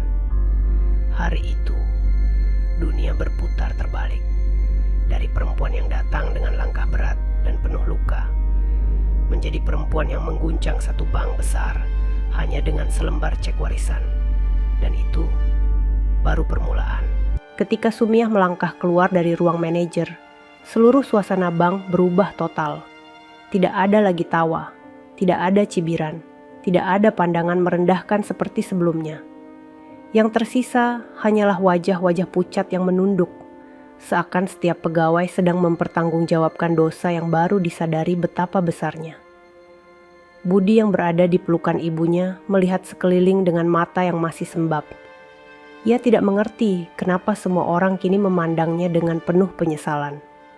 Beberapa pegawai wanita bahkan langsung menutup wajah dan menangis diam-diam begitu melihat Sumiah melangkah keluar. Teller yang tadi mengembalikan cek dengan kasar, kini mendekati mereka perlahan. Wajahnya benar pucat, matanya bengkak karena menahan tangis. "Ibu, saya mohon maaf," suaranya bergetar. Saya tidak tahu cek itu sebesar itu. Saya juga tidak tahu, Ibu." Kalimat itu tidak selesai. Dia menutup mulutnya karena suaranya pecah. Sungai air mata jatuh tanpa bisa ia kendalikan. Sumiah menatapnya. Mata tuanya yang merah karena menangis tidak menunjukkan amarah sedikit pun. Hanya kelembutan dan lelah yang panjang. "Nak, jangan menangis begitu," ucap Sumiah pelan. "Kamu masih muda. Kalau kamu menyesal, itu sudah cukup." Teller itu terisak lebih keras. Ia menunduk hingga hampir menyentuh lantai. Tidak pernah dalam hidupnya ia merasa sekecil itu. Di belakangnya, pegawai perempuan yang tadi menertawakan Budi kini ikut berlutut. Tangannya menggenggam ujung rok seragamnya, suaranya patah-patah. "Ibu, saya malu sekali. Saya benar-benar merasa bersalah." Budi memalingkan wajah, masih belum terbiasa melihat orang dewasa memohon maaf kepadanya. Ia memeluk leher ibunya lebih erat, seolah takut semua ini hanya mimpi dan besok mereka kembali menjadi bahan hinaan. Namun rasanya nyata, sangat nyata. Manajer keluar membawa map tebal berisi dokumen audit. Para pegawai berdiri, menunggu instruksinya. Wajahnya tegas, namun jelas ia menahan rasa kecewa yang mendalam. "Semua pegawai," ucapnya, suaranya menggema. "Hari ini kita telah mempermalukan diri sendiri. Bukan karena nilai cek itu, tapi karena kita tidak mampu menghormati sesama manusia." Ia menatap satu persatu pegawai dengan mata yang berat. Ibu Sumiah datang sebagai nasabah, sebagai seseorang yang membawa amanah, namun kita memperlakukannya seperti sampah. Beberapa pegawai kembali menangis. "Mulai hari ini," lanjut manajer, "saya minta kalian menundukkan kepala ketika beliau melewati ruangan ini. Bukan untuk merendahkan diri, tapi sebagai bentuk penyesalan." Semua pegawai patuh, menundukkan kepala. Sumiah tersentak kecil. "Nak, ibu tidak perlu dihormati seperti itu." Namun manajer menggeleng. "Ibu, ini bukan soal penghormatan. Ini soal kesadaran bahwa kami salah besar." Ia bergerak maju, dan kami akan memperbaiki kesalahan itu. Di sudut ruangan, Reno berdiri terpaku. Wajahnya bukan hanya pucat, tetapi hancur. Keringat membasahi kemejanya, dan matanya tidak fokus. Ia mencoba menelan ludah, namun kerongkongannya terasa kering seperti pasir. Ketika Sumiah lewat, Reno mengepalkan tangan hingga buku jarinya memutih. Ia ingin berkata sesuatu, tetapi lidahnya terasa kaku. Namun manajer menatapnya tajam. "Reno, ikut saya." Reno menatap Sumiah sekilas sebelum mengikuti manajer ke ruang audit. Langkahnya berat, seperti seseorang yang sedang berjalan menuju hukuman yang sudah ia ketahui hasilnya. Pintu ditutup, semuanya hening. Beberapa pegawai mendekati Sumiah untuk membantu membawakan tas kecilnya, namun ia menolak halus. "Tidak perlu, Nak. Ibu masih bisa." Budi melihat mereka satu persatu. "Kenapa semuanya berubah, Bu?" Sumiah tersenyum lemah. "Karena Allah membalikkan keadaan dalam sekejap, Nak." Ia mengusap pipi anaknya. Allah lihat kita sabar. Budi mengangguk meski masih belum memahami sepenuhnya. Di ruang audit, Reno duduk di kursi dengan tangan gemetar. Manajer meletakkan beberapa lembar bukti di meja. "Reno," suaranya pelan namun tajam. "Kita bicara baik-baik. Kau tahu apa yang akan terjadi setelah ini?" Reno menatap kertas itu, lalu menutup wajahnya. "Pak, saya hanya ikut-ikut dulu. Saya tidak tahu akan seperti ini." "Reno, kau salah. Kau tahu persis apa yang kau lakukan. Dan kau tahu itu merugikan banyak orang." Reno menarik napas berat. "Pak, saya butuh pekerjaan ini." Semua orang butuh pekerjaan, tapi tidak semua orang mengambil jalan curang. Reno terdiam. Ia kehabisan alasan. "Cek 10 miliar itu membuka semuanya," lanjut manajer. "Dan Ibu Sumiah adalah satu-satunya saksi bahwa uang itu masih aman." Reno menunduk lebih dalam, bahunya bergetar. Ia tahu tidak ada jalan kembali. Ia tahu namanya tidak akan bersih lagi. Namun di luar ruangan, kehidupan ibu dan anak yang ia hina sedang berubah. Ketika pintu ruang audit kembali terbuka, wajah para pegawai menegang. Reno keluar dengan mata sembab, berjalan lunglai, hampir menyeret kakinya. Satpam mendampinginya menuju ruang belakang. Manajer muncul beberapa detik kemudian. "Ibu Sumiah," katanya sambil mendekat. "Proses pencairan dana akan kami mulai sore ini. Ibu bisa mengambil sebagian tunai, dan sisanya kami sarankan dimasukkan ke rekening ibu agar lebih aman." Sumiah mengangguk. "Baik, Nak. Ibu ikut saja saranmu." Budi memandang manajer dengan mata berbinar. "Pak, nanti boleh lihat kursi roda yang bagus?" Manajer tersenyum hangat. "Bukan hanya kursi roda, kamu bisa pilih yang paling nyaman." Budi menunduk malu sambil tersenyum kecil. Untuk pertama kalinya hari itu, hatinya terasa ringan. Namun sebelum mereka bergerak menuju meja tanda tangan, seseorang memanggil pelan, "Ibu." Suara itu lirih, hampir tenggelam oleh suara mesin pendingin ruangan. Sumiah menoleh. Itu teller muda tadi. Wajahnya penuh air mata dan ia berlutut di depan Sumiah. Kedua tangannya menggenggam ujung rok ibu itu. "Ibu, saya mohon maaf, tolong maafkan saya." Sumiah mengusap kepala wanita itu dengan lembut. "Nak, bangunlah. Ibu tidak ingin ada yang berlutut seperti ini." "Tapi ibu, saya sudah terlalu jahat." "Yang penting kamu sadar," jawab Sumiah pelan. Seluruh ruangan menunduk. Hari itu, satu bank besar belajar sesuatu dari seorang ibu miskin dan anaknya yang tak punya kaki. Belajar tentang sabar, tentang martabat, tentang bagaimana Allah menaikkan derajat seseorang yang terhina.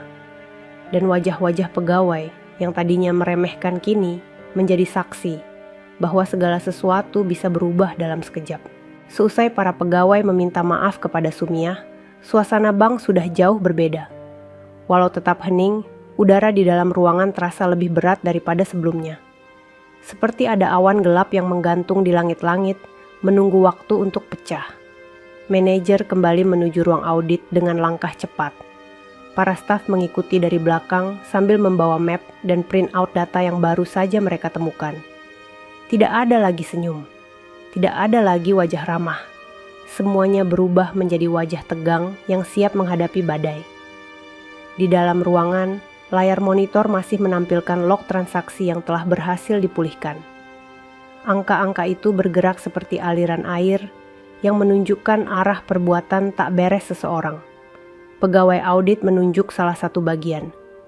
"Pak, ini transaksi yang paling mencurigakan. Nominalnya memang tidak besar per hari, tapi berlangsung terus selama lebih dari 1 tahun." Manajer mendekat. "Dan semua lewat rekening yayasan Pak Dharma?" "Betul, Pak. Dan semuanya dilakukan saat Reno masih berada di bagian teller?" Pegawai audit mengangguk. "Iya, Pak. Rekaman aktivitas menunjukkan bahwa aksesnya memakai komputer teller lama. Kami juga menemukan beberapa catatan manual yang dia simpan diam-diam." Manajer menahan napas. Semakin ia melihat data itu, semakin jelas bahwa Reno telah menyalahgunakan sistem bank selama bertahun-tahun. Dan yang lebih parah, ia menggunakan rekening seorang dermawan yang sudah tak bisa mengawasi lagi. Pegawai audit menambahkan, kalau cek 10 miliar itu tidak masuk sistem hari ini, data ini tidak akan terbuka lagi. Sistem lama itu otomatis terkunci. Manajer mengetuk meja. Jadi keberadaan Ibu Sumia adalah kunci yang tidak disadari siapapun. Semua staf menunduk. Ada rasa yang tak bisa dijelaskan. Campuran antara malu, takut, dan kagum. Sementara itu, di luar ruang audit, Reno duduk di kursi tunggu belakang. Tangan dan kakinya gemetar. Ia menatap lantai, tidak sanggup melihat siapapun. 2 satpam berdiri di dekatnya, bukan untuk menangkap, tapi memastikan ia tidak mencoba melarikan diri. Wajah Reno tampak hancur. Kesombongannya runtuh. Tatapannya kosong, seolah hidupnya sudah tidak punya arah lagi. Saya tidak bermaksud sampai sejauh ini, gumamnya pada dirinya sendiri. Namun penyesalan itu datang terlambat. Data tidak berbohong. Perbuatan itu sudah tercatat. Dan semuanya mulai terungkap hanya karena seorang ibu sederhana datang membawa cek yang ia hina. Di sudut ruangan utama, Sumia menunggu proses lanjutan. Ia duduk di kursi dengan Budi di pangkuannya, sementara beberapa pegawai menyiapkan formulir pencairan dan pembukaan rekening baru untuknya. Para pegawai bekerja lebih berhati-hati dari biasanya. Tidak ada suara yang meninggi. Tidak ada yang berani bersikap kurang ajar. Suasana itu seperti proses pemurnian bagi mereka. Bu Yuni mengantar air hangat dan duduk di samping Sumia. Ibu, semuanya akan diproses cepat. Manajer ingin memastikan ibu pulang dengan nyaman. Sumia tersenyum kecil. Terima kasih nak, kalian sudah bantu ibu banyak. Budi mengangguk pelan. Makasih Bu Yuni. Perempuan itu menahan tangis. Kalian berdua terlalu baik. Beberapa menit kemudian, pintu ruang audit kembali terbuka. Manajer keluar sambil membawa map tebal. Wajahnya serius, namun ada kelegaan kecil di pandangan matanya. Ia mendekati Sumia. Ibu, kami menemukan sesuatu yang penting. Boleh saya jelaskan? Sumia mengangguk. Cek yang ibu bawa tidak hanya menunjukkan nilai warisan, tapi juga membuka akses ke data lama yang ternyata disalahgunakan oleh salah satu pegawai kami. Budi mengernyit. Disalahgunakan itu apa, Pak? Manajer tersenyum lembut. Artinya, ada orang yang mengambil uang yang bukan miliknya. Budi menunduk. Seperti mencuri? Iya, nak. Sumia memegang tangan Budi erat. Allah memang tidak tidur, nak. Yang mengambil hak orang lain selalu akan terlihat. Manajer menunduk hormat pada Sumia. Ibu benar, dan justru lewat cek ini, kebenaran itu terbuka. Pegawai lain memperhatikan dari jauh. Ada yang menunduk menangis, ada yang menutup wajah karena menahan malu. Mereka sadar bahwa hari ini mereka belajar sesuatu yang tak akan pernah mereka lupakan. Namun belum sempat manajer melanjutkan penjelasannya, suara gaduh terdengar dari belakang. Reno berteriak, diikuti suara satpam yang menenangkan. Pak, izinkan saya jelaskan. Saya tidak bermaksud. Manajer menoleh cepat. Reno, cukup. Reno menggeleng keras, wajahnya penuh air mata. Pak, saya terdesak waktu itu.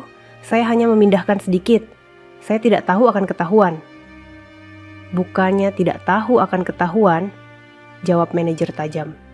Kau justru merasa aman karena menganggap tidak ada yang akan membuka sistem itu lagi. Reno terdiam. Kebenaran itu terlalu telanjang untuk ia sangkal. Beberapa nasabah yang masih berada di bank menatap dengan syok. Mereka tidak percaya pegawai yang selama ini terlihat sopan bisa melakukan hal sebesar itu. Sumia memandang Reno sejenak. Tidak ada kebencian di matanya, hanya rasa iba. Karena bagi Sumia, orang yang berbuat curang bukan orang kuat, tapi orang yang hatinya kosong. Reno menutup wajahnya dan menangis. Tubuhnya berguncang hebat. Saya tidak punya pilihan, Pak. Saya butuh uang waktu itu. Manajer menggeleng. Tidak ada alasan untuk mencuri. Dan bukan hanya itu yang kau lakukan. Kau menghina orang yang justru membawa kebenaran ini ke permukaan. Para pegawai diam. Tak ada yang berani bergerak. Reno akhirnya terduduk di lantai, memegang kepalanya. Saya hancur. Manajer memberi isyarat kepada satpam. Antar dia ke ruang konsultasi dulu. Setelah itu kami akan menghubungi pusat untuk proses lebih lanjut. Satpam mengangguk dan membawa Reno pergi. Sosok itu tampak kecil dan rapuh, berbeda jauh dari sosok sombong yang menertawakan Sumiah beberapa jam lalu. Saat semuanya mereda, manajer kembali ke Sumiah. Ibu, dari hari ini hidup ibu berubah. Sumiah menatap cek di tangannya. Allah yang mengatur, nak. Ibu hanya mengikuti takdir. Manajer tersenyum penuh hormat. Dan kami akan membantu ibu mengurus semuanya. Budi memeluk ibunya lebih erat. Di wajah kecil itu, untuk pertama kalinya ada harapan yang jelas. Skandal bank mulai terbongkar, dan semuanya berawal dari langkah seorang ibu yang kuat membawa anaknya masuk dengan penuh hinaan. Namun kini, langkah itu justru menjadi langkah yang membuka pintu kebenaran. Reno duduk di ruang konsultasi dengan kepala tertunduk. Tangannya menggenggam rambutnya sendiri, mengguncang kepalanya seperti ingin menghilangkan suara-suara di dalam benak yang terus menjerit. Satpam berdiri tidak jauh darinya, memastikan ia tidak melarikan diri atau membuat keributan. Di ruang itu, Reno bukan lagi pegawai gagah yang tadi berdiri sombong di depan teller. Ia tampak seperti bayangan kosong dari dirinya sendiri. Seragamnya kusut, wajahnya basah oleh air mata dan keringat, dan tatapannya kosong seperti seseorang yang kehilangan arah hidup. Kenapa harus hari ini? Gumam Reno berulang-ulang. Ia menggigit bibirnya kuat hingga hampir berdarah. Kalau saja ibu itu tidak datang, kalau saja cek itu tidak masuk sistem, semuanya aman. Namun semakin ia mengulang kata itu, semakin jelas kebenaran menghantam wajahnya. Masalahnya bukan pada Sumiah. Masalahnya adalah dirinya sendiri, sikapnya, kesombongannya, dan perbuatan curangnya yang selama bertahun-tahun ia anggap tidak akan pernah terbongkar. Tiba-tiba pintu terbuka. Manajer masuk dengan wajah tegas, membawa map berisi lembaran bukti. Satpam memberi hormat lalu keluar, menyisakan keduanya di dalam ruangan. Reno mencoba berdiri, namun lututnya lemas. Ia terjatuh kembali ke kursi. Pak, saya bisa jelaskan. Suaranya pelan, bergetar. Manajer duduk di hadapannya. Di atas meja, ia menaruh semua bukti transaksi yang telah terverifikasi. Setiap lembar adalah pengingat bahwa Reno telah menyalahgunakan kepercayaan yang diberikan kepadanya. Reno, ucap manajer pelan, namun sangat tegas. Kau tahu kenapa aku memanggilmu kembali ke sini? Reno menutup wajahnya. Pak, saya tidak punya niat jahat. Saya hanya pinjam sementara. Sejak kapan mencuri disebut meminjam? Reno terdiam, matanya memerah. Ia tidak punya jawaban. Manajer melanjutkan, kau memakai rekening yayasan Pak Dharma. Orang yang justru memakai uangnya untuk membantu banyak orang. Kau memanfaatkan beliau ketika sakit, saat beliau tidak bisa mengecek transaksi. Reno memegang kepala, menahan rasa bersalah yang datang bertubi-tubi. Saya butuh uang, Pak. Gaji saya tidak cukup. Seberapapun masalahmu, mencuri bukan solusinya. Ucapan itu membuat dada Reno terasa sesak. Di pikirannya, ia mengingat semua momen buruk yang membuatnya terdesak secara finansial. Namun kini ia sadar, tekanan hidup bukan alasan untuk merusak kehidupan orang lain. Manajer mengambil napas dalam. Reno, ini keputusan akhir. Data sudah kami kirim ke kantor pusat. Tim hukum akan turun, dan kau akan dimintai pertanggungjawaban. Reno merasakan tubuhnya melemah. Suaranya memecah. Pak, saya mohon, jangan laporkan saya. Ini bukan pilihan pribadi, jawab manajer datar. Ini kewajiban. Reno menunduk. Air matanya jatuh lagi. Namun yang membuatnya paling sakit bukan hukuman itu. Yang paling menyakitkan adalah kenyataan bahwa seorang ibu tua yang ia hina tanpa rasa malu justru menjadi alat Allah untuk membuka semua perbuatannya. Sementara itu, di ruangan luar, Sumya sedang menandatangani berkas-berkas pembukaan rekening barunya. Budi duduk di sampingnya, memainkan tangannya sendiri, sambil sesekali memandang ibunya dengan mata berbinar. Pegawai-pegawai lain membantu dengan tulus. Mereka membawa minuman, mempersiapkan kursi lebih nyaman, dan memeriksa berkas tanpa membuat Sumya bingung. Bu Yuni berdiri di samping Sumya. "Ibu, rekening ini aman untuk ibu simpan dana besar. Nanti kami bantu buatkan 2 rekening terpisah.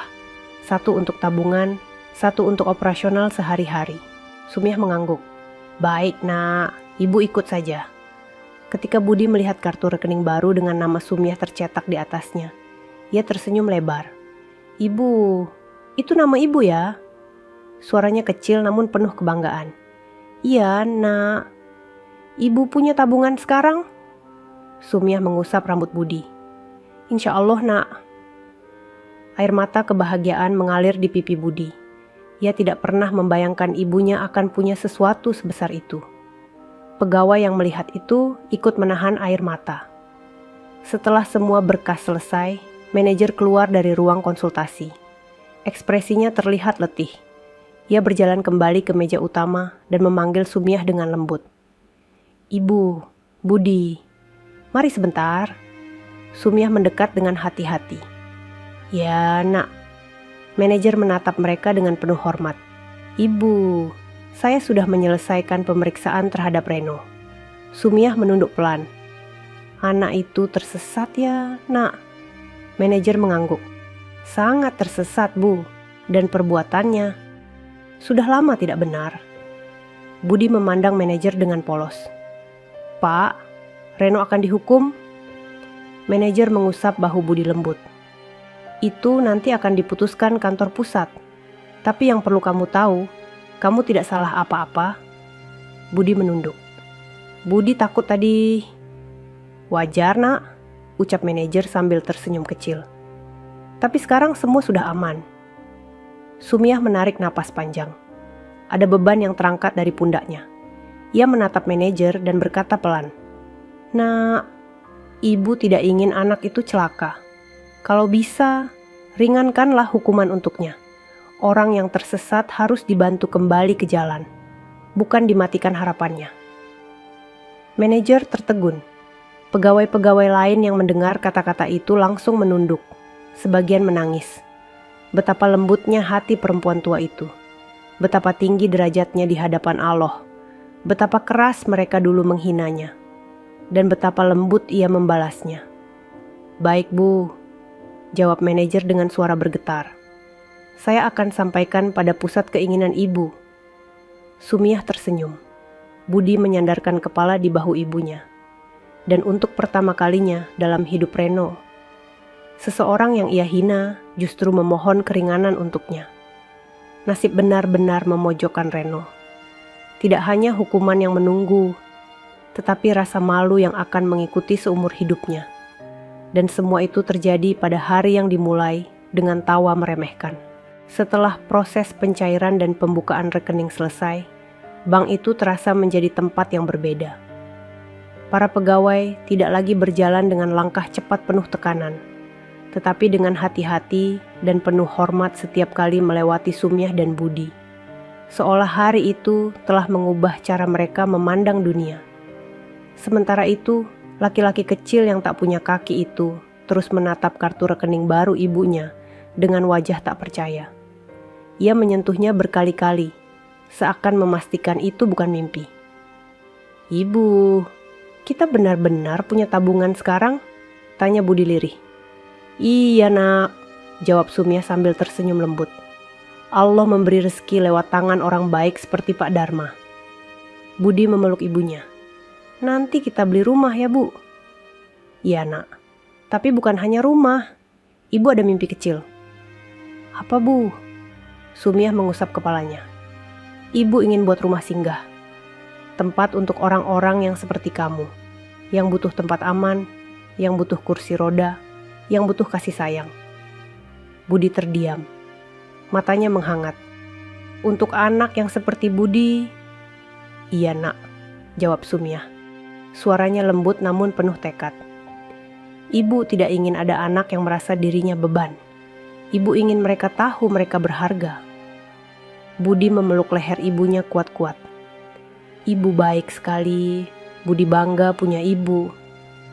Di sekitar mereka, beberapa pegawai yang mendengar percakapan itu menunduk, tidak mampu menahan air mata. Mereka menyesali bagaimana mereka menilai ibu tua itu dari penampilan, padahal di dalam dirinya ada hati yang jauh lebih bersih dari siapapun di ruangan itu. Beberapa hari kemudian, Sumiah dan Budi kembali ke rumah mereka di pinggir sawah. Rumah bambu itu masih sederhana, dengan dinding yang miring dan atap yang bocor, namun suasananya terasa berbeda. Ada harapan yang mengendap di udara. Ada cahaya baru yang menembus sela-sela dinding. Sumiah duduk di tikar sambil menggenggam tabungannya yang kini aman di rekening. Ia menatap foto tua Pak Dharma yang ia simpan di lemari kecil. Terima kasih, Pak. Semoga Allah membalas kebaikanmu. Budi mendekat sambil tersenyum. Ibu, Budi sudah cari lokasi rumah singgah. Dekat masjid ada tanah kosong. Siapa bilang kamu boleh pikir sejauh itu? Sumiah mencubit hidung Budi sambil tertawa kecil. Tapi Budi mau bantu cari, Bu. Biar cepat jadi. Ya sudah, kita lihat nanti kalau ada rezeki. Namun rencana itu tidak berhenti pada hari itu saja. Dalam beberapa minggu, Sumiah mulai mengunjungi beberapa daerah. Ia melihat lahan, bertemu orang-orang desa, bertanya pada ketua kampung. Budi selalu ikut, meski harus digendong atau menggunakan kursi roda baru yang manajer bank belikan untuknya. Setiap tempat yang mereka datangi memberi Budi semangat baru. Ia bertemu anak-anak penyandang disabilitas lain dan untuk pertama kali dalam hidupnya, ia tidak merasa berbeda. Ibu, mereka kayak Budi ya? Tanya Budi saat melihat seorang anak tanpa kaki bermain dengan tawa riang. Iya nak, dan kamu harus tahu, kalian semua kuat. Budi tersenyum lebar. Budi mau ajak mereka ke rumah singgah kita nanti, biar mereka bisa main bersama. Sumiah mengangguk. Setiap kali mendengar Budi berkata begitu, hatinya hangat. Hari-hari mereka dipenuhi harapan, kerja keras, dan langkah-langkah baru yang dulu tidak pernah terbayang. Suatu sore, saat matahari turun perlahan, Sumiah duduk di kursi kayu tua sambil memandangi Budi yang tertawa bersama beberapa tetangga. Ia memikirkan betapa hidup mereka berubah begitu cepat. Dari hinaan di bank, menjadi kesempatan besar yang Allah titipkan. Dalam merenung itu, suara ketukan terdengar di pintu. Ternyata manajer bank datang bersama Bu Yuni dan beberapa pegawai. Mereka membawa map dan berkotak-kotak berisi perlengkapan kursi roda, selimut hangat, dan makanan sehat. Ibu, kami datang untuk membantu rencana rumah singgah ibu, kata manajer dengan senyum hangat. Sumiah tertegun. Nah, tidak perlu sejauh itu. Perlu Bu, jawab Bu Yuni sambil memegang tangan Sumiah. Kami semua ingin menebus kesalahan kami. Izinkan kami membantu. Para pegawai lainnya mengangguk. Beberapa bahkan menahan tangis saat melihat keadaan rumah Sumiah yang sangat sederhana. Manajer menaruh map di meja bambu. Ibu, saya sudah bicara dengan kepala desa. Tanah kosong dekat masjid bisa dibeli. Kami akan bantu mengurus administrasinya. Ibu hanya perlu memilih desain rumah singgahnya. Sumiah memegang dadanya, hampir tidak percaya. Nah, kamu semua terlalu baik. Justru ibu yang terlalu baik, ucap manajer. Kalau bukan karena hati ibu yang bersih, mungkin kami belum sadar sampai hari ini. Budi mendekat sambil tersenyum lebar. Pak manajer, nanti boleh bantu Budi bikin taman di rumah singgah? Manajer tertawa kecil. Boleh nak, nanti kita tanam bunga yang banyak. Budi memandang ibunya dengan mata bercahaya. Ibu, Ini mimpi Budi dari dulu.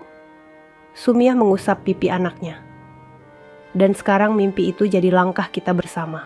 Hari berlalu dengan penuh kegiatan. Para pegawai bank yang dulu menghina kini menjadi orang pertama yang membantu mengangkat batu, membersihkan lahan, dan mengirim material bangunan. Rumah singgah itu mulai berdiri perlahan. Walau sederhana, setiap dindingnya penuh doa dan niat baik.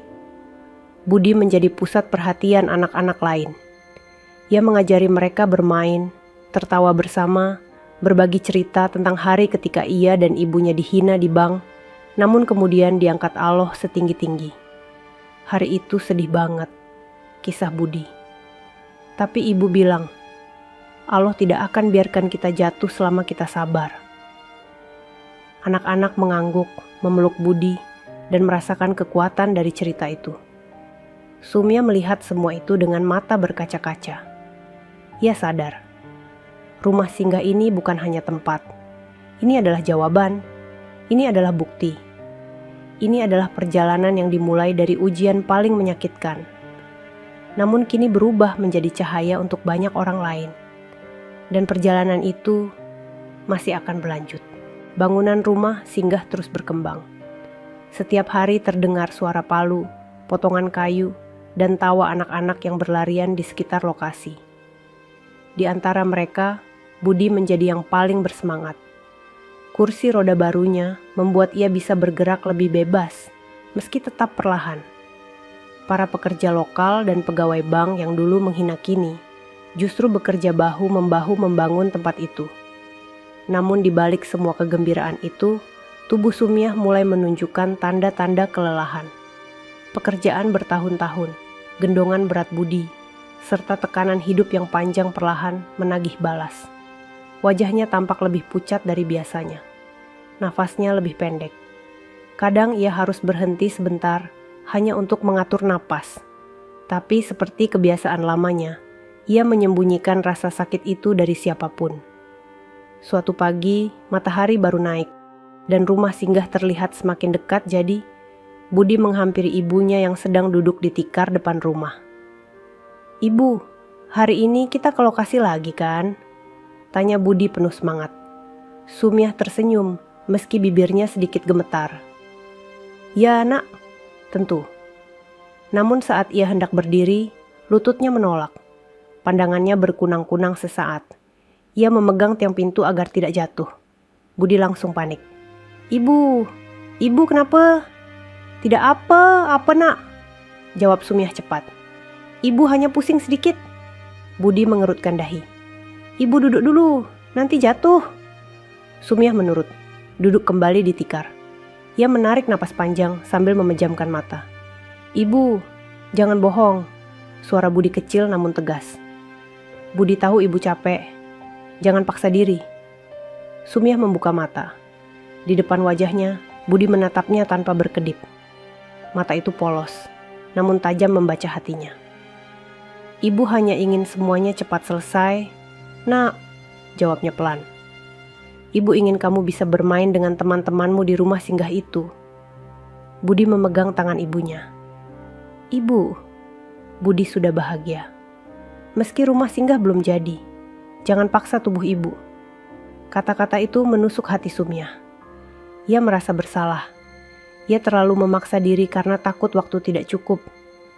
Ia terlalu ingin memberikan dunia yang lebih baik untuk anaknya. Beberapa menit kemudian, manajer bank datang bersama Bu Yuni untuk membawa mereka ke lokasi seperti biasa. Namun begitu melihat wajah Sumiah, manajer langsung mengernyit. "Ibu, Anda pucat sekali. Apa ibu baik-baik saja?" Sumiah tersenyum terpaksa. "Hanya sedikit pusing nak." Bu Yuni langsung mendekat. "Ibu, saya periksa dulu ya." Saat ia menyentuh pergelangan tangan Sumiah, ia terkejut. "Ibu," detak nadi ibu cepat sekali. "Ibu harus istirahat." "Tidak perlu, nak. Ibu kuat," jawab Sumiah pelan. Manajer menghela napas, lalu berjongkok di hadapan Sumiah. "Ibu, selama ini ibu selalu kuat untuk semua orang. Tapi sekarang, izinkan kami kuat untuk ibu." Kalimat itu membuat mata Sumiah mulai berair. Mereka membatalkan perjalanan ke lokasi rumah singgah hari itu. Sebagai gantinya, pegawai bank membawa Sumiah ke puskesmas untuk pemeriksaan. Budi berada di samping ibunya sepanjang proses itu. Tangan kecilnya tak pernah bersih dari keringat, karena terus menggenggam tangan sang ibu. Hasil pemeriksaan menunjukkan sesuatu yang membuat semua orang terdiam. Ibu mengalami kelelahan berat, kata dokter dengan suara lembut. Tekanan fisik bertahun-tahun. Tubuhnya mulai melemah. Ibu harus banyak istirahat. Jangan menggendong Budi lagi. Sumiah terdiam. Ia menatap Budi.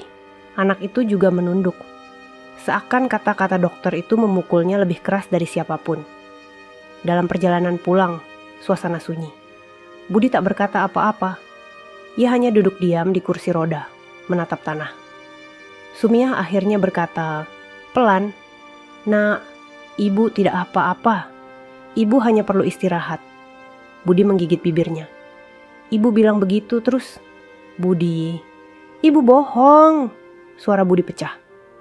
Air matanya langsung jatuh. Ibu terus bilang kuat, tapi ibu sakit. Ibu pikir Budi tidak tahu. Sumiah memeluk Budi, meski tubuhnya sendiri hampir runtuh. Maafkan ibu, nak. Ibu tidak ingin kamu khawatir.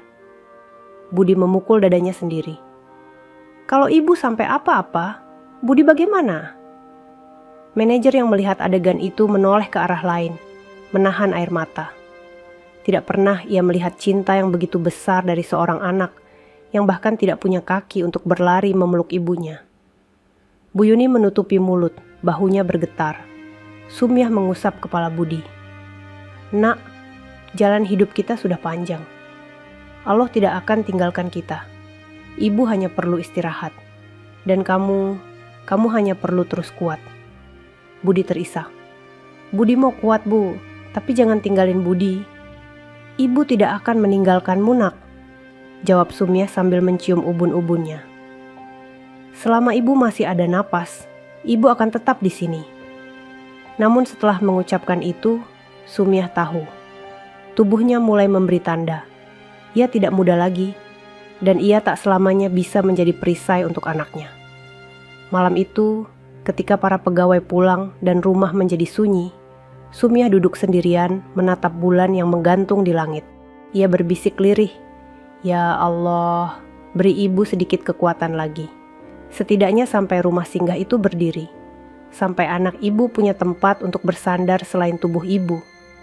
Matanya hangat, dadanya berat. Namun senyumnya tetap ada. Ujian terakhir itu datang perlahan. Bukan untuk menghancurkan, tapi untuk menggugah bahwa perjalanan besar biasanya menuntut pengorbanan besar pula. Dan Sumiah menerimanya tanpa keluhan. Pagi itu, rumah Sumiah dipenuhi aroma tanah basah. Hujan turun lembut semalaman, meninggalkan hawa dingin yang menyelinap ke sela-sela bambu dinding rumah. Cahaya matahari belum sepenuhnya masuk ketika Sumiah bangun dengan tubuh lemah.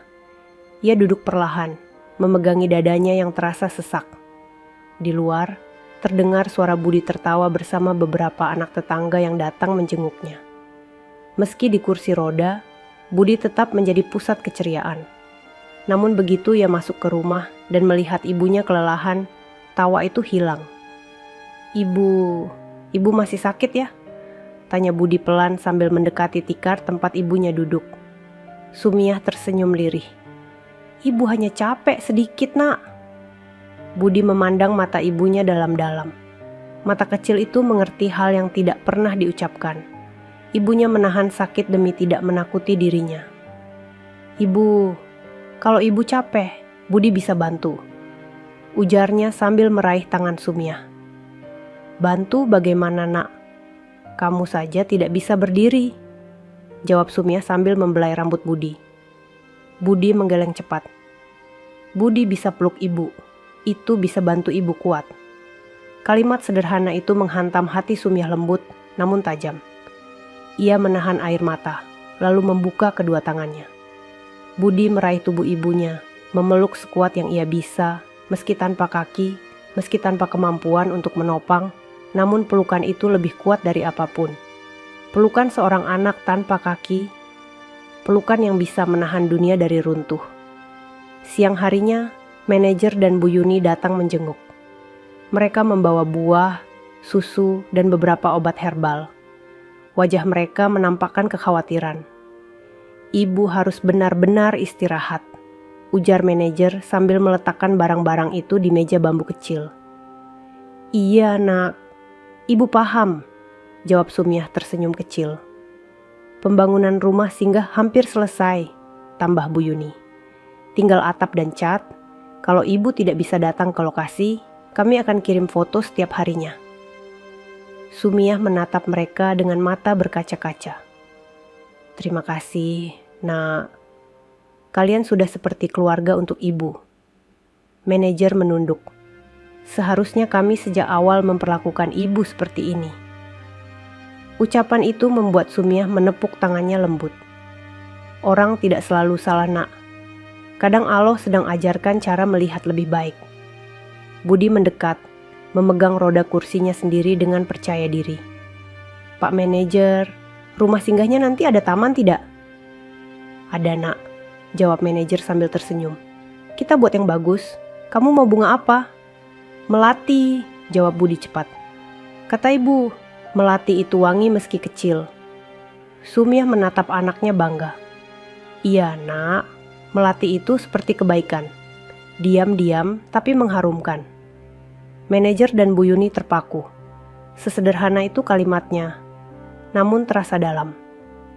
Sore hari, ketika langit mulai jingga, Sumiah mencoba berdiri untuk keluar rumah melihat matahari turun. Namun tubuhnya limbung. Ia hampir jatuh kalau saja Budi tidak cepat memegang ujung kain ibunya. "Ibu," seru Budi cemas. Sumiah tersenyum tipis. "Ibu hanya ingin lihat senja sebentar." "Ibu harus duduk," Budi memaksa, suaranya tremor. "Kalau ibu pingsan bagaimana? Nanti Budi sendiri." Nada itu membuat Sumiah berhenti. Ia kembali duduk, menarik napas panjang.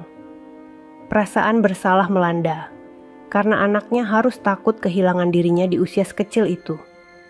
Budi memutar kursi rodanya mendekat. Ia mengangkat kedua tangannya, lalu memeluk tubuh ibunya dengan cara yang paling ia bisa. "Ibu jangan pergi," bisik Budi. "Budi belum siap." Sumiah menutup mata. Air matanya jatuh. "Ibu tidak akan pergi, Nak. Janji, Bu."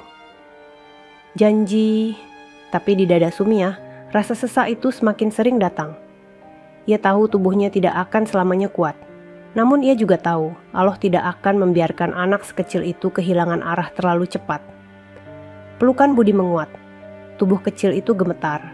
Tapi dari pelukan itu, Sumiah justru merasakan kekuatan baru. Kekuatan dari cinta seorang anak yang tidak pernah menyerah. Malam harinya, rumah kecil itu diterangi lampu minyak. Angin lembut masuk dari jendela. Budi tertidur di pangkuan Sumiah. Kepalanya diusap perlahan. Dalam kesunyian itu, Sumiah menatap langit. "Ya Allah, izinkan ibu sedikit waktu lagi. Ibu ingin lihat Budi tertawa di rumah singgah itu. Ibu ingin lihat anak-anak lain bermain bersama." Dadanya naik turun perlahan. Jika ibu harus jatuh, biarkan setelah Budi kuat. Ia menggenggam tangan Budi yang kecil, namun penuh harapan. Di luar sana, rumah singgah sedang berdiri kokoh sedikit demi sedikit. Dan di sini, seorang ibu berjuang menahan tubuhnya agar tidak runtuh, hanya demi melihat anaknya tersenyum sedikit lebih lama. Pelukan itu, pelukan seorang anak tanpa kaki, menjadi alasan Sumiah tetap bertahan pada malam yang sunyi itu. Hari itu, matahari bersinar lembut. Angin membawa aroma tanah dan rumput basah dari arah rumah singgah yang kini berdiri kokoh. Cat dindingnya berwarna krem, jendelanya besar, dan halaman depannya dipenuhi bunga melati yang ditanam oleh pegawai bank bersama anak-anak desa. Di depan pintu, Budi duduk di kursi rodanya. Ia memakai baju baru berwarna biru muda dengan senyum yang tak pernah lepas sejak pagi. Hari itu adalah hari pembukaan resmi rumah singgah impian mereka. "Ibu, ayo kita ke sana," panggil Budi sambil melambaikan tangan kecilnya. Sumiah melangkah pelan keluar rumah. Wajahnya pucat, Tubuhnya lebih kurus dari beberapa minggu lalu, namun sorot matanya hangat. Ia memakai kerudung sederhana berwarna coklat muda. Setiap langkahnya tampak berat, tetapi ada kekuatan yang muncul setiap kali ia melihat Budi menunggu di depan.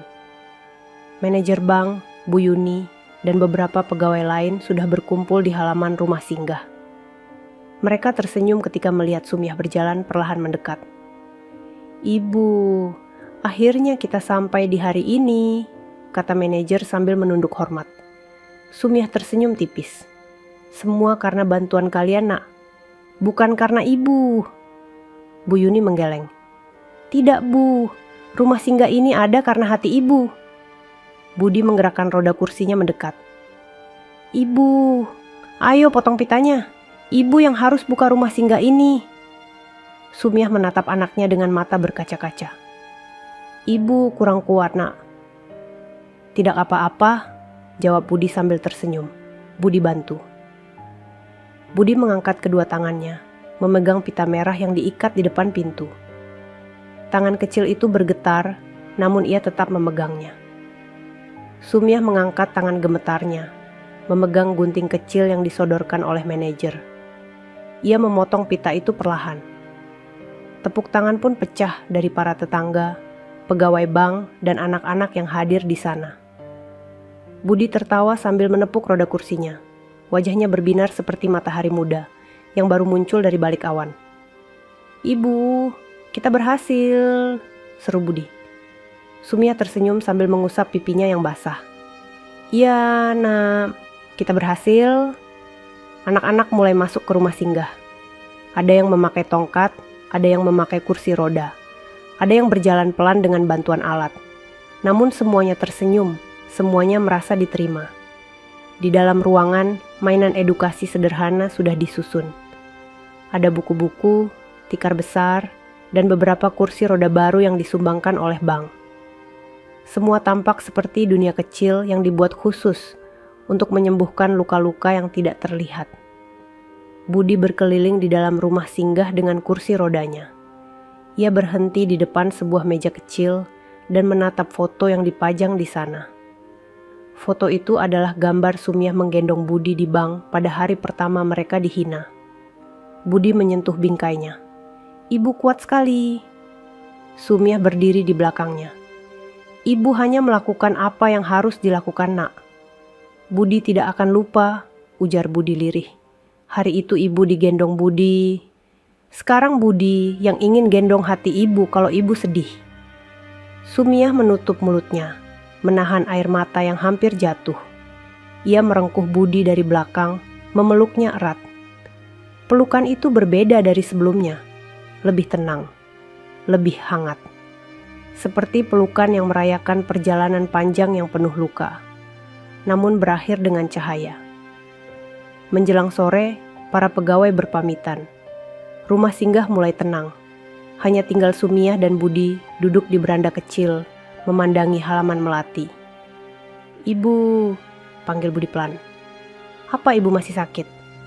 Sumiah menoleh, lalu mengusap pipi anaknya. "Ibu tidak apa-apa, Nak." "Ibu bohong," suara Budi pecah, namun lembut. "Mata ibu beda." Sumiah tersenyum tipis. "Kalaupun ibu sakit, yang penting hatimu sudah kuat." Budi menggigit bibirnya.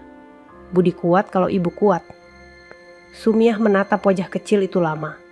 "Nak, kalau suatu hari ibu tidak bisa lagi menggendong kamu, kamu harus tetap tersenyum, karena hidup harus berjalan." Budi langsung memeluk ibunya erat. "Ibu, jangan ngomong begitu." Sumiah membalas pelukan itu. Tubuhnya goyah, tetapi lengannya tetap membungkus Budi dengan kekuatan yang berasal dari cinta, bukan dari otot. "Budi," bisik Sumiah.